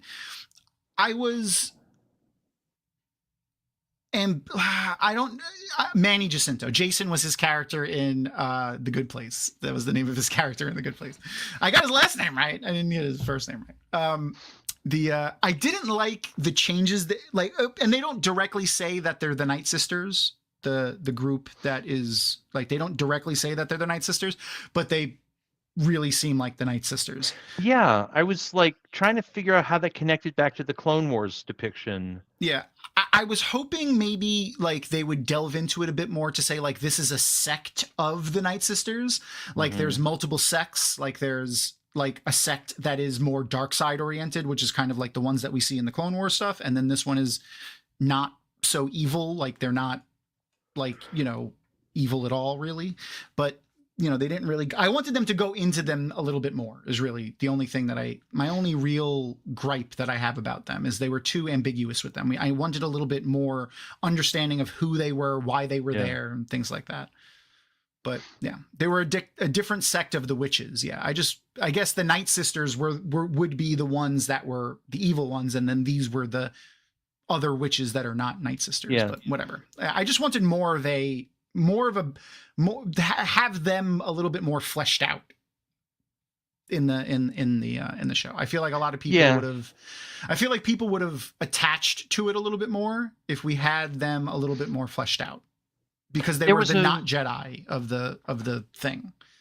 There was a moment that should have been incredibly emotionally powerful where one of the sisters said she wanted to be a Jedi, and everyone around her was like, ah, and I was like, I didn't feel it. Yeah. Yeah, I didn't know. I wasn't feeling the prodigal daughter thing wasn't happening there because I was like, I don't understand why that means something important. Like, I don't get that that's important. Yeah.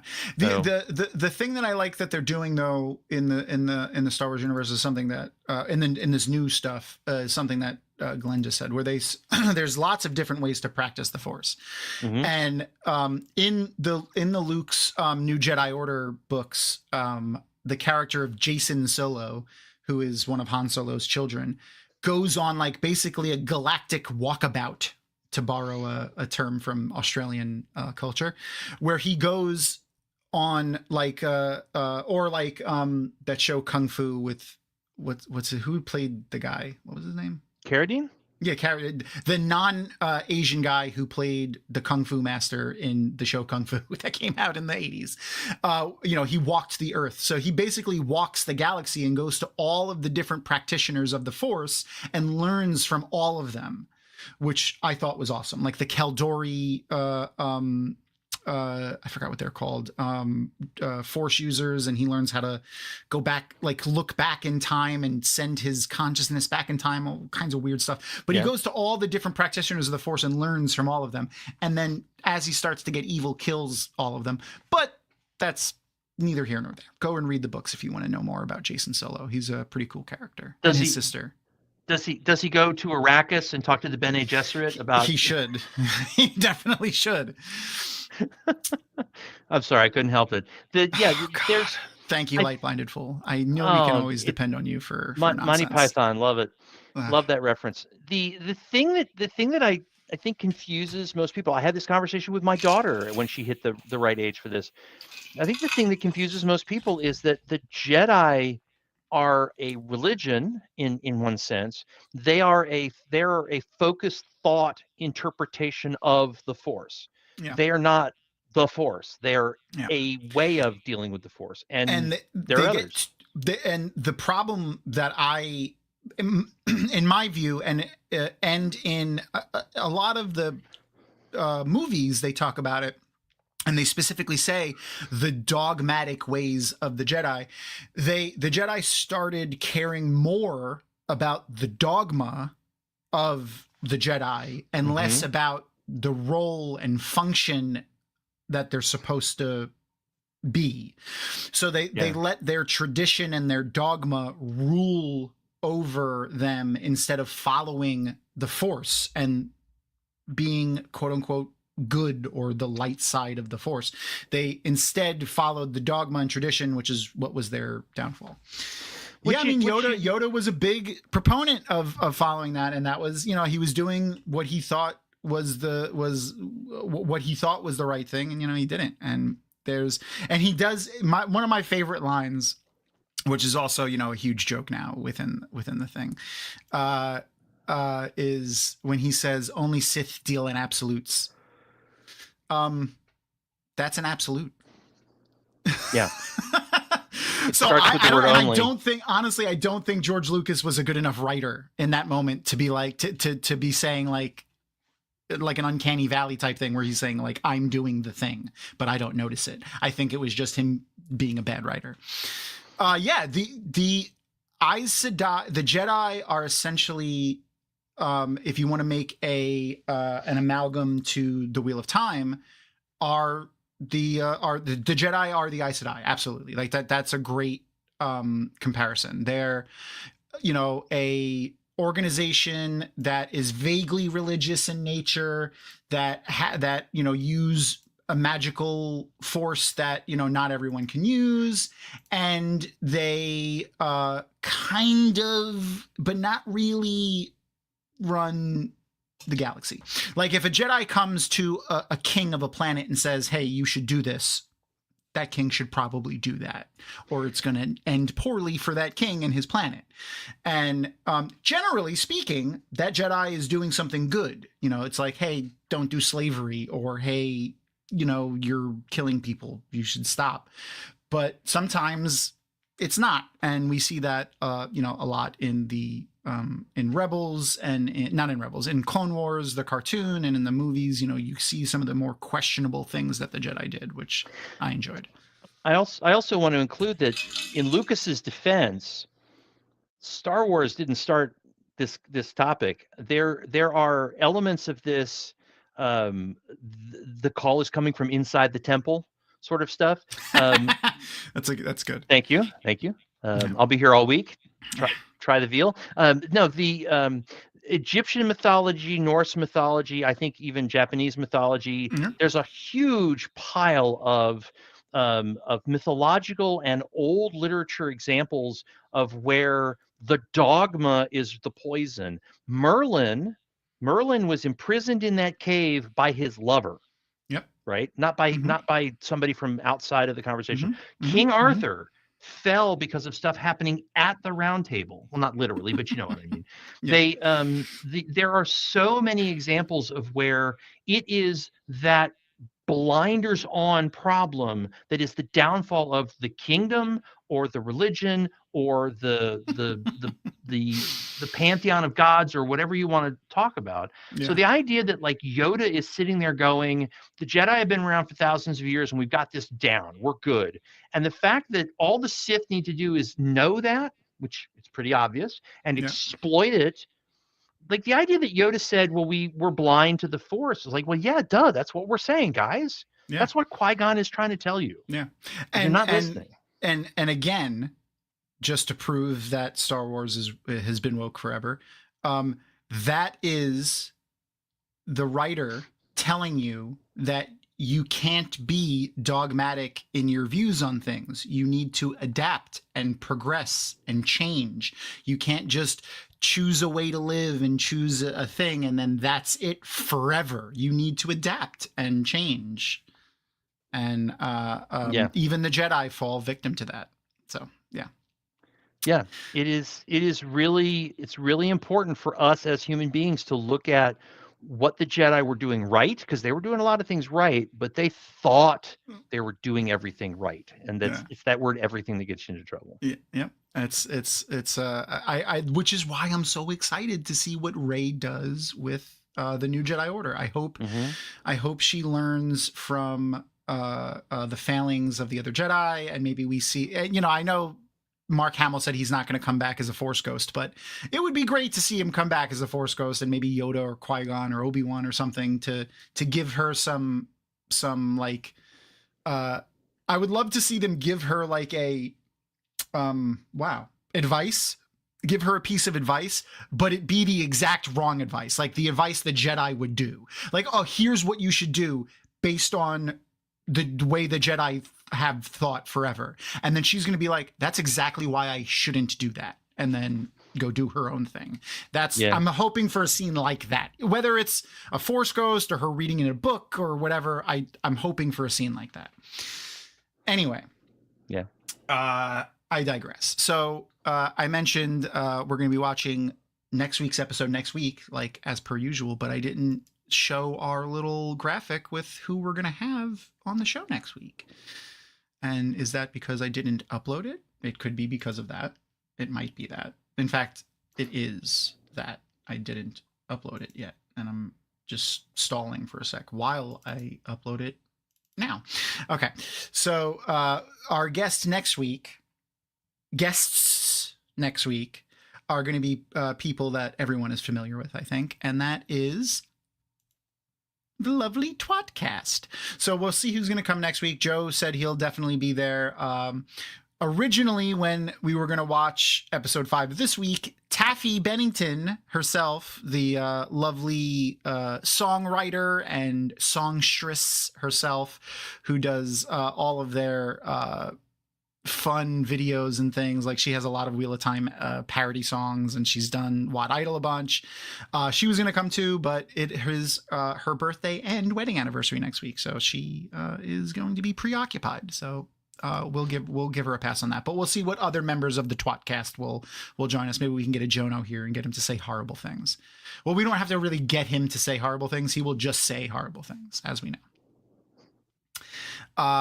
Twatcast, of course, I really think everyone here knows exactly who they are, but I have to say, the longest and oldest running Wheel of Time content creators on the internet, like in the vein of a podcast, a YouTube show, anything like that. I think they're on year 16 of their podcast. They were doing podcasts before podcasts were podcasts. they started a Wheel of Time podcast at the dawn of podcasts, at just after Jordan Con 2, I want to say, which was like 2009 or 2008. But yeah, so we love them. I love all of them, even though other Tom, which is Joe's brother Tom, is a huge, I don't want to say hater, but he hates the TV show. Though him and I talking together is a lot of fun, because he's he's the perfect example, I think, of someone who dislikes the TV show vehemently, likes nothing about it, very little about it, but still will give props where props are due and not be toxic and horrible. Like which I enjoy. Like I like talking to people that think differently than me, but you can have an intelligent conversation with them. Speaking of intelligent conversations, Darin, you unwittingly said that you would do our little segment here. So hold on a second.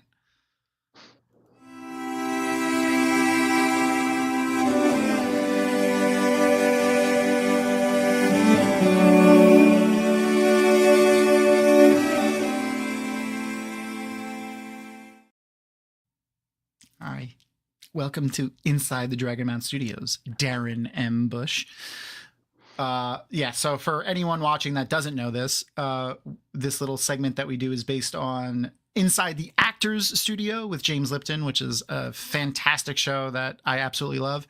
And I will shamelessly take this opportunity to remind everybody who is watching, if you go to a thrift store and find any of the VHSs or DVDs of Inside the Actors Studio, buy them and send me a message, and I will totally send you money for them and to ship them to me, and also some fun swag that I have sitting around in here, be it Wheel of Time or other. I don't know. You'll find out. It'll be a surprise if you find any and send it to me.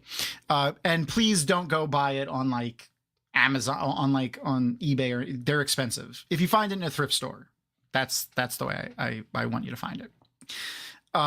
Because it is very expensive on eBay or Amazon, or buying the episodes individually on Amazon. It's like $6 an episode, and I'm not gonna pay $6 an episode. There's hundreds of episodes. Anyway, I love James Lipton. Rest in peace, buddy. And here we go. So our first question, right out of the gate, hard-hitting question.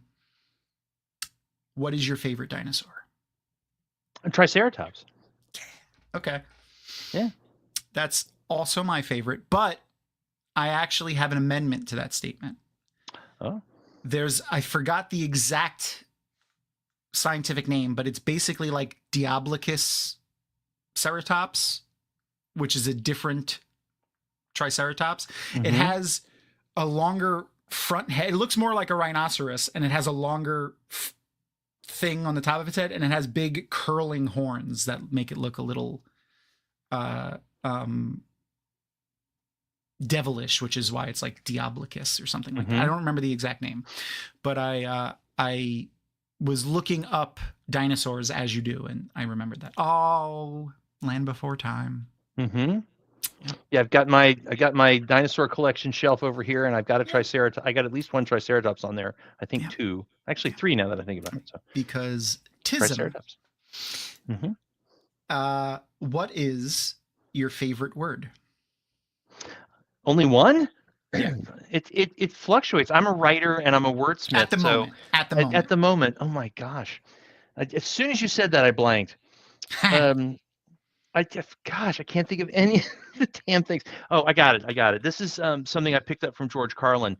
Dysphomism. Say it again? Dysphomism. I'll type it in the chat at some point. Okay. But it is the opposite of a euphemism. Love George Carlin. Okay.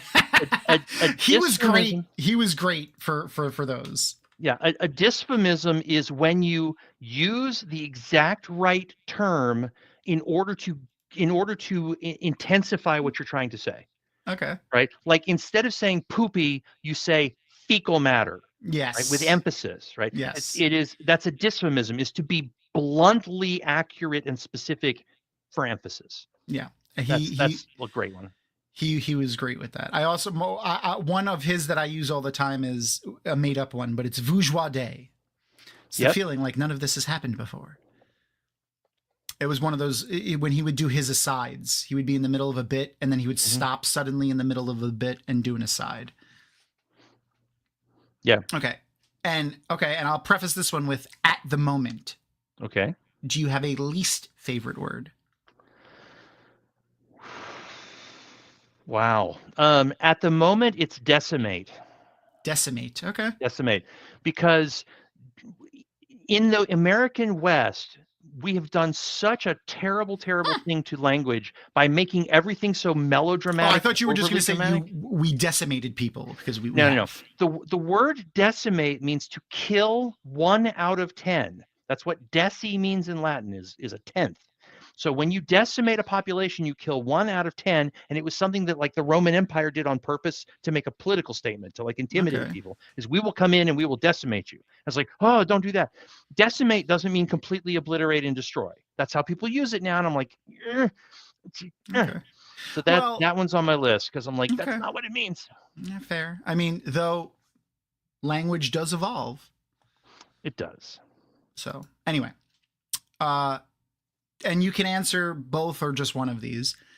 What is your favorite curse word, and or what is your favorite fantasy replacement curse word?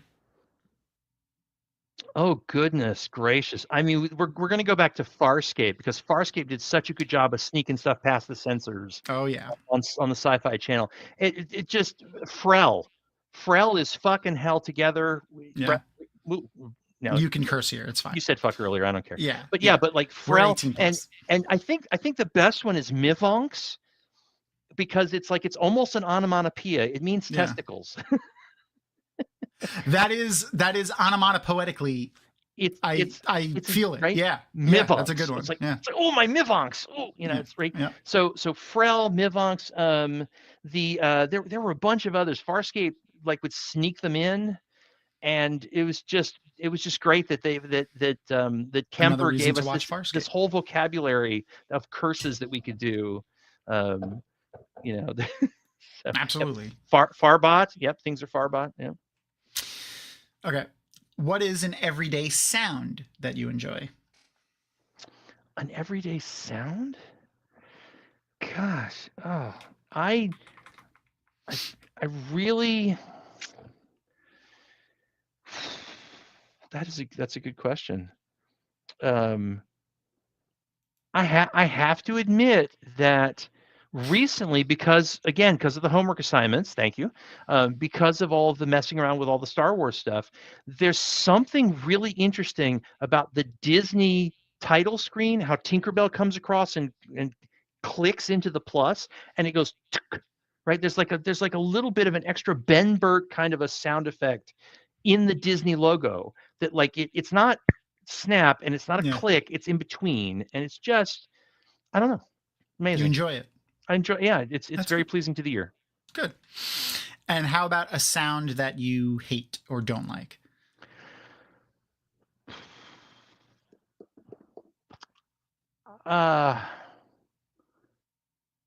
We'll start the meeting in a few minutes.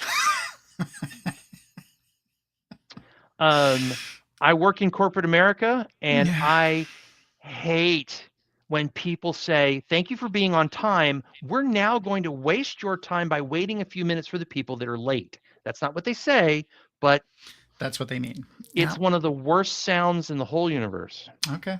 Yep. Erin is definitely agreeing with you, where in her office, I could feel it. Yeah. It's start on time, guys. It's disrespectful to the people who are on time to start late. Okay. Now, in the past, we've done this in a general sense, but we've changed it in the last couple of shows that we did to focus on the show. So, which Andor character do you think would make the best roommate? The best roommate? Roommate, yeah. Talking like 2-bedroom apartment in Soho. I was going to jokingly say Kino, because he'd remind me to do the dishes, but oh gosh, I can name 100 that are terrible roommates. Keep that in mind. You know what? I'm going to say Melshi. Okay. He's a great batsman, right? He's a great right-hand man. He does such a good job of being the other guy who's there doing the thing, and he helps. He keeps up with Andor. He understands what Andor is doing, and he enables him to be able to be successful. And he's there. He's got his back. Okay. Melshi was great in Rogue One. He was great in Andor. Okay. And do you want to remind everyone, who Melshi was again? Oh, Melshi was the guy that actually was with Andor when they escaped from the prison and they swam across the ocean and they come up on the beach. Melshi was one of the guys who helped with the escape from the prison, and he was the one who helped was with Andor when the two of them actually got a ride off of the prison planet. Got it. And he shows back up again in Rogue One. Rogue One, yeah, he is. He's like Andor's lieutenant, basically, when they actually form the Rogue group and go off to Scarif. Yeah, when they like are looking for volunteers to go off to Scarif, he's one of the first people that steps up. I remember actually, and I found an image of him for you that is helpfully labeled. And I think I'm trying to remember who it was. Yeah, that's from Rogue One. But that's from Rogue One. Yeah. And I'm so thrilled that they got the actor to come back and play the character. Too. There's just nice continuity there. I love when they do stuff like that. Like I love those little bits of things, lore that which is why I love all of the content that we're getting for Star Wars, is because we get these little bits of lore, and those are the things that I just eat them up. Anyway, based on what you just said, I feel like this one should be easy for you, or maybe not, since there's so many. Which Andor character do you think would make the worst roommate? Oh, Edie.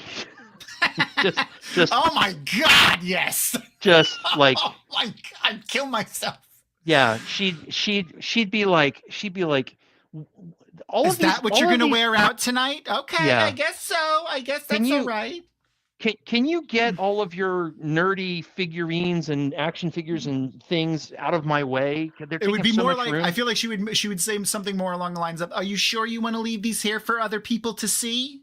Yeah. Like, is that okay with you? Is that what you want? Like, oh my God, she was just so passive aggressively. Just want to. Anyway, yeah, you're correct in your thing. That is completely opinion based. Sorry. No, you're fine. Not sorry. So, who or what was your first fictional crush? Now, this can be any character. A cartoon, a video game, for your case, not a video game because they didn't exist. No, I'm joking. Books, comic books, TV shows, movies, whatever you want. It's hard to crush on an 8-bit pixelated character. It really is. Hey, listen, man. Celis from Final Fantasy III was hot. That's all I got to say.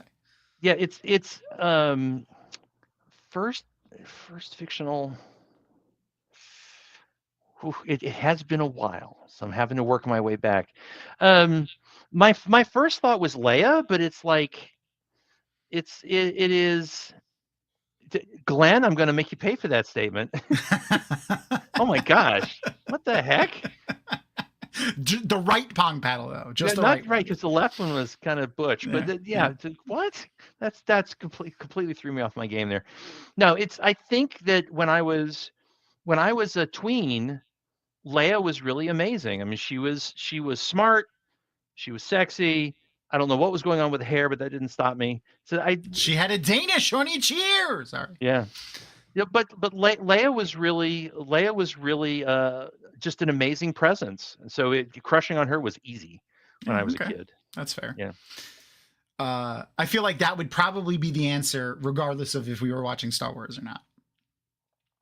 Well, I mean, Leia's right there, but yeah. Yeah, absolutely. All right. So now if you were given, and this again, for these next few questions, for the rest of the questions, actually, this is any form of fiction. Doesn't matter what it is. Mm-hmm. If you were given the opportunity to assume a vocation or join a group from any realm of fiction, what would you choose? Wow. Holy cow. You know what? I was thinking Mentat, but they always end up getting killed. Yeah.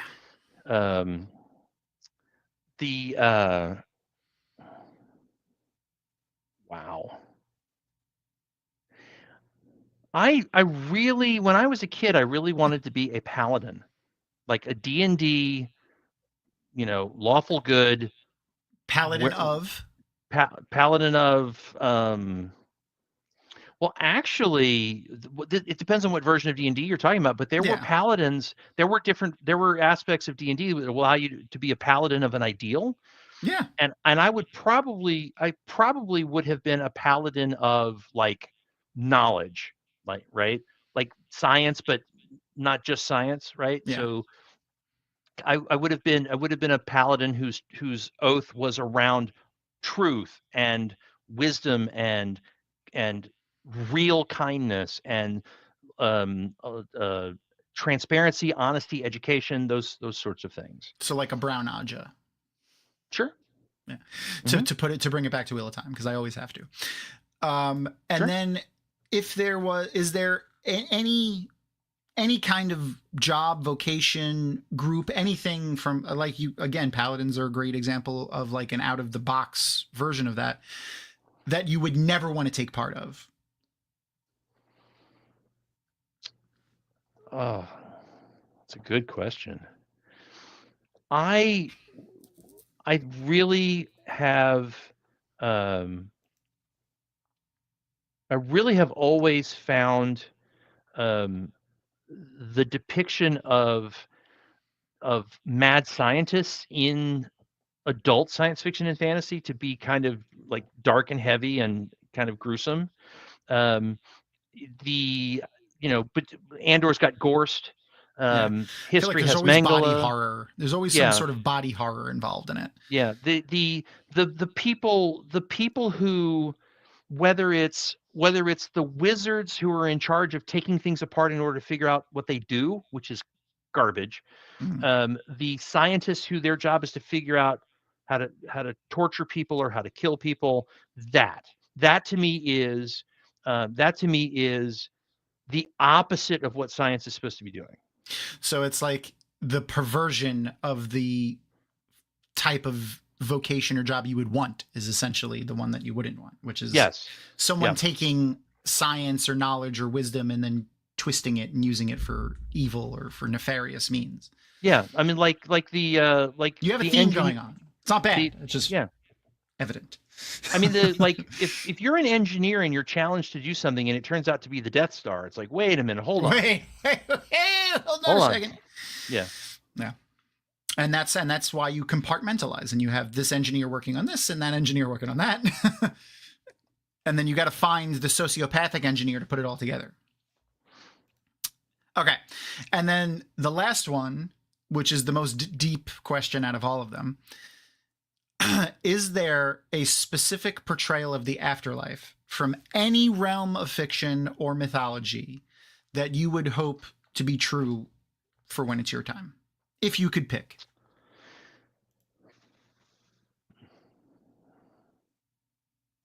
I really like the way that Jim Butcher handled it in the Dresden Files. The only downside to that system is that there's exploitation and there's bad guys. There's evil intentions because it's just a thing. It's not good or bad. It's just a thing. And if you're bad, you can make it bad.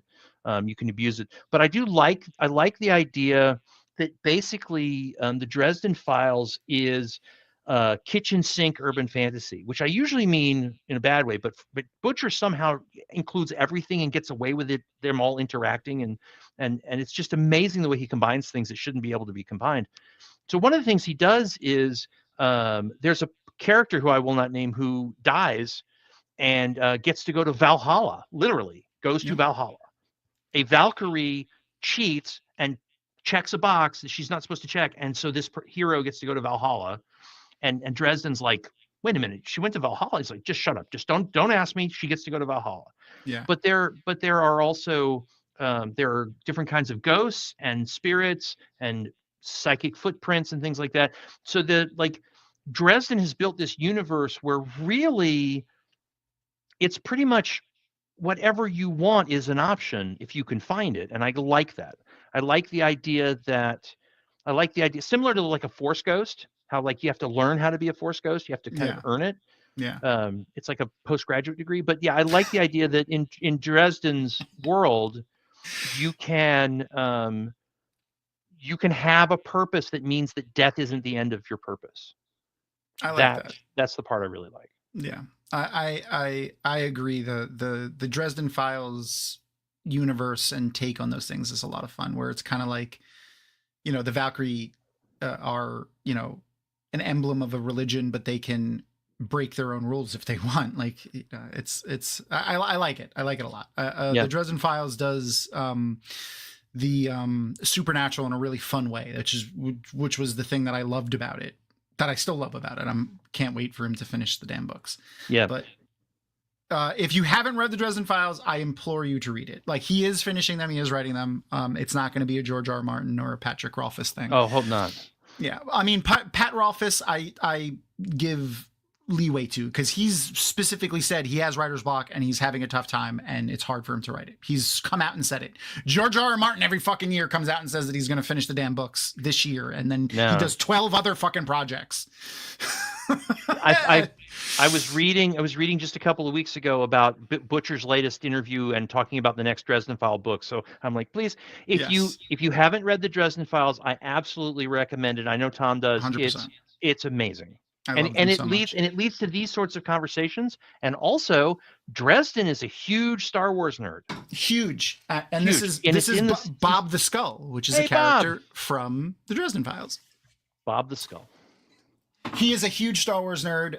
It's an urban fantasy, so it takes place in our world. I think it starts in like 2002 or something like that.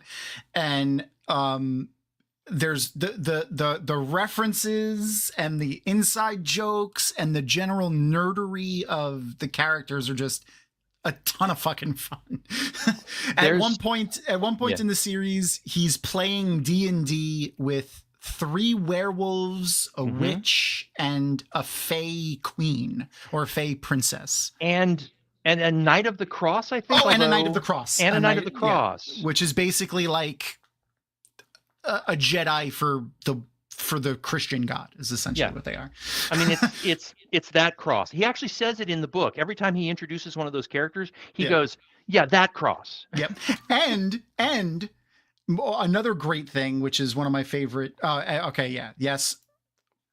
Polka never dies, and T-Rexes are a thing. Yeah, there's a whole thing with that. But also, going back to the Knights of the Cross again with no spoilers. The Knights of the Cross are essentially like mythical, supernatural Knights Templar-esque knights of the Christian God. One of them in the book is Jewish, and one of them is an atheist. It's just really interesting writing, and the characters are super fun, and it's really fun. Yes, there is oh man, I don't know how much of it. It's a spoiler, man. I'm not gonna spoiler it. But there is a awesome scene with a real world T-Rex that has a name, and it's amazing. Yes. And if you look up Dan DeSantos art, you'll find it, because he did a lot of Dresden Files art, and he does one specifically with that T-Rex.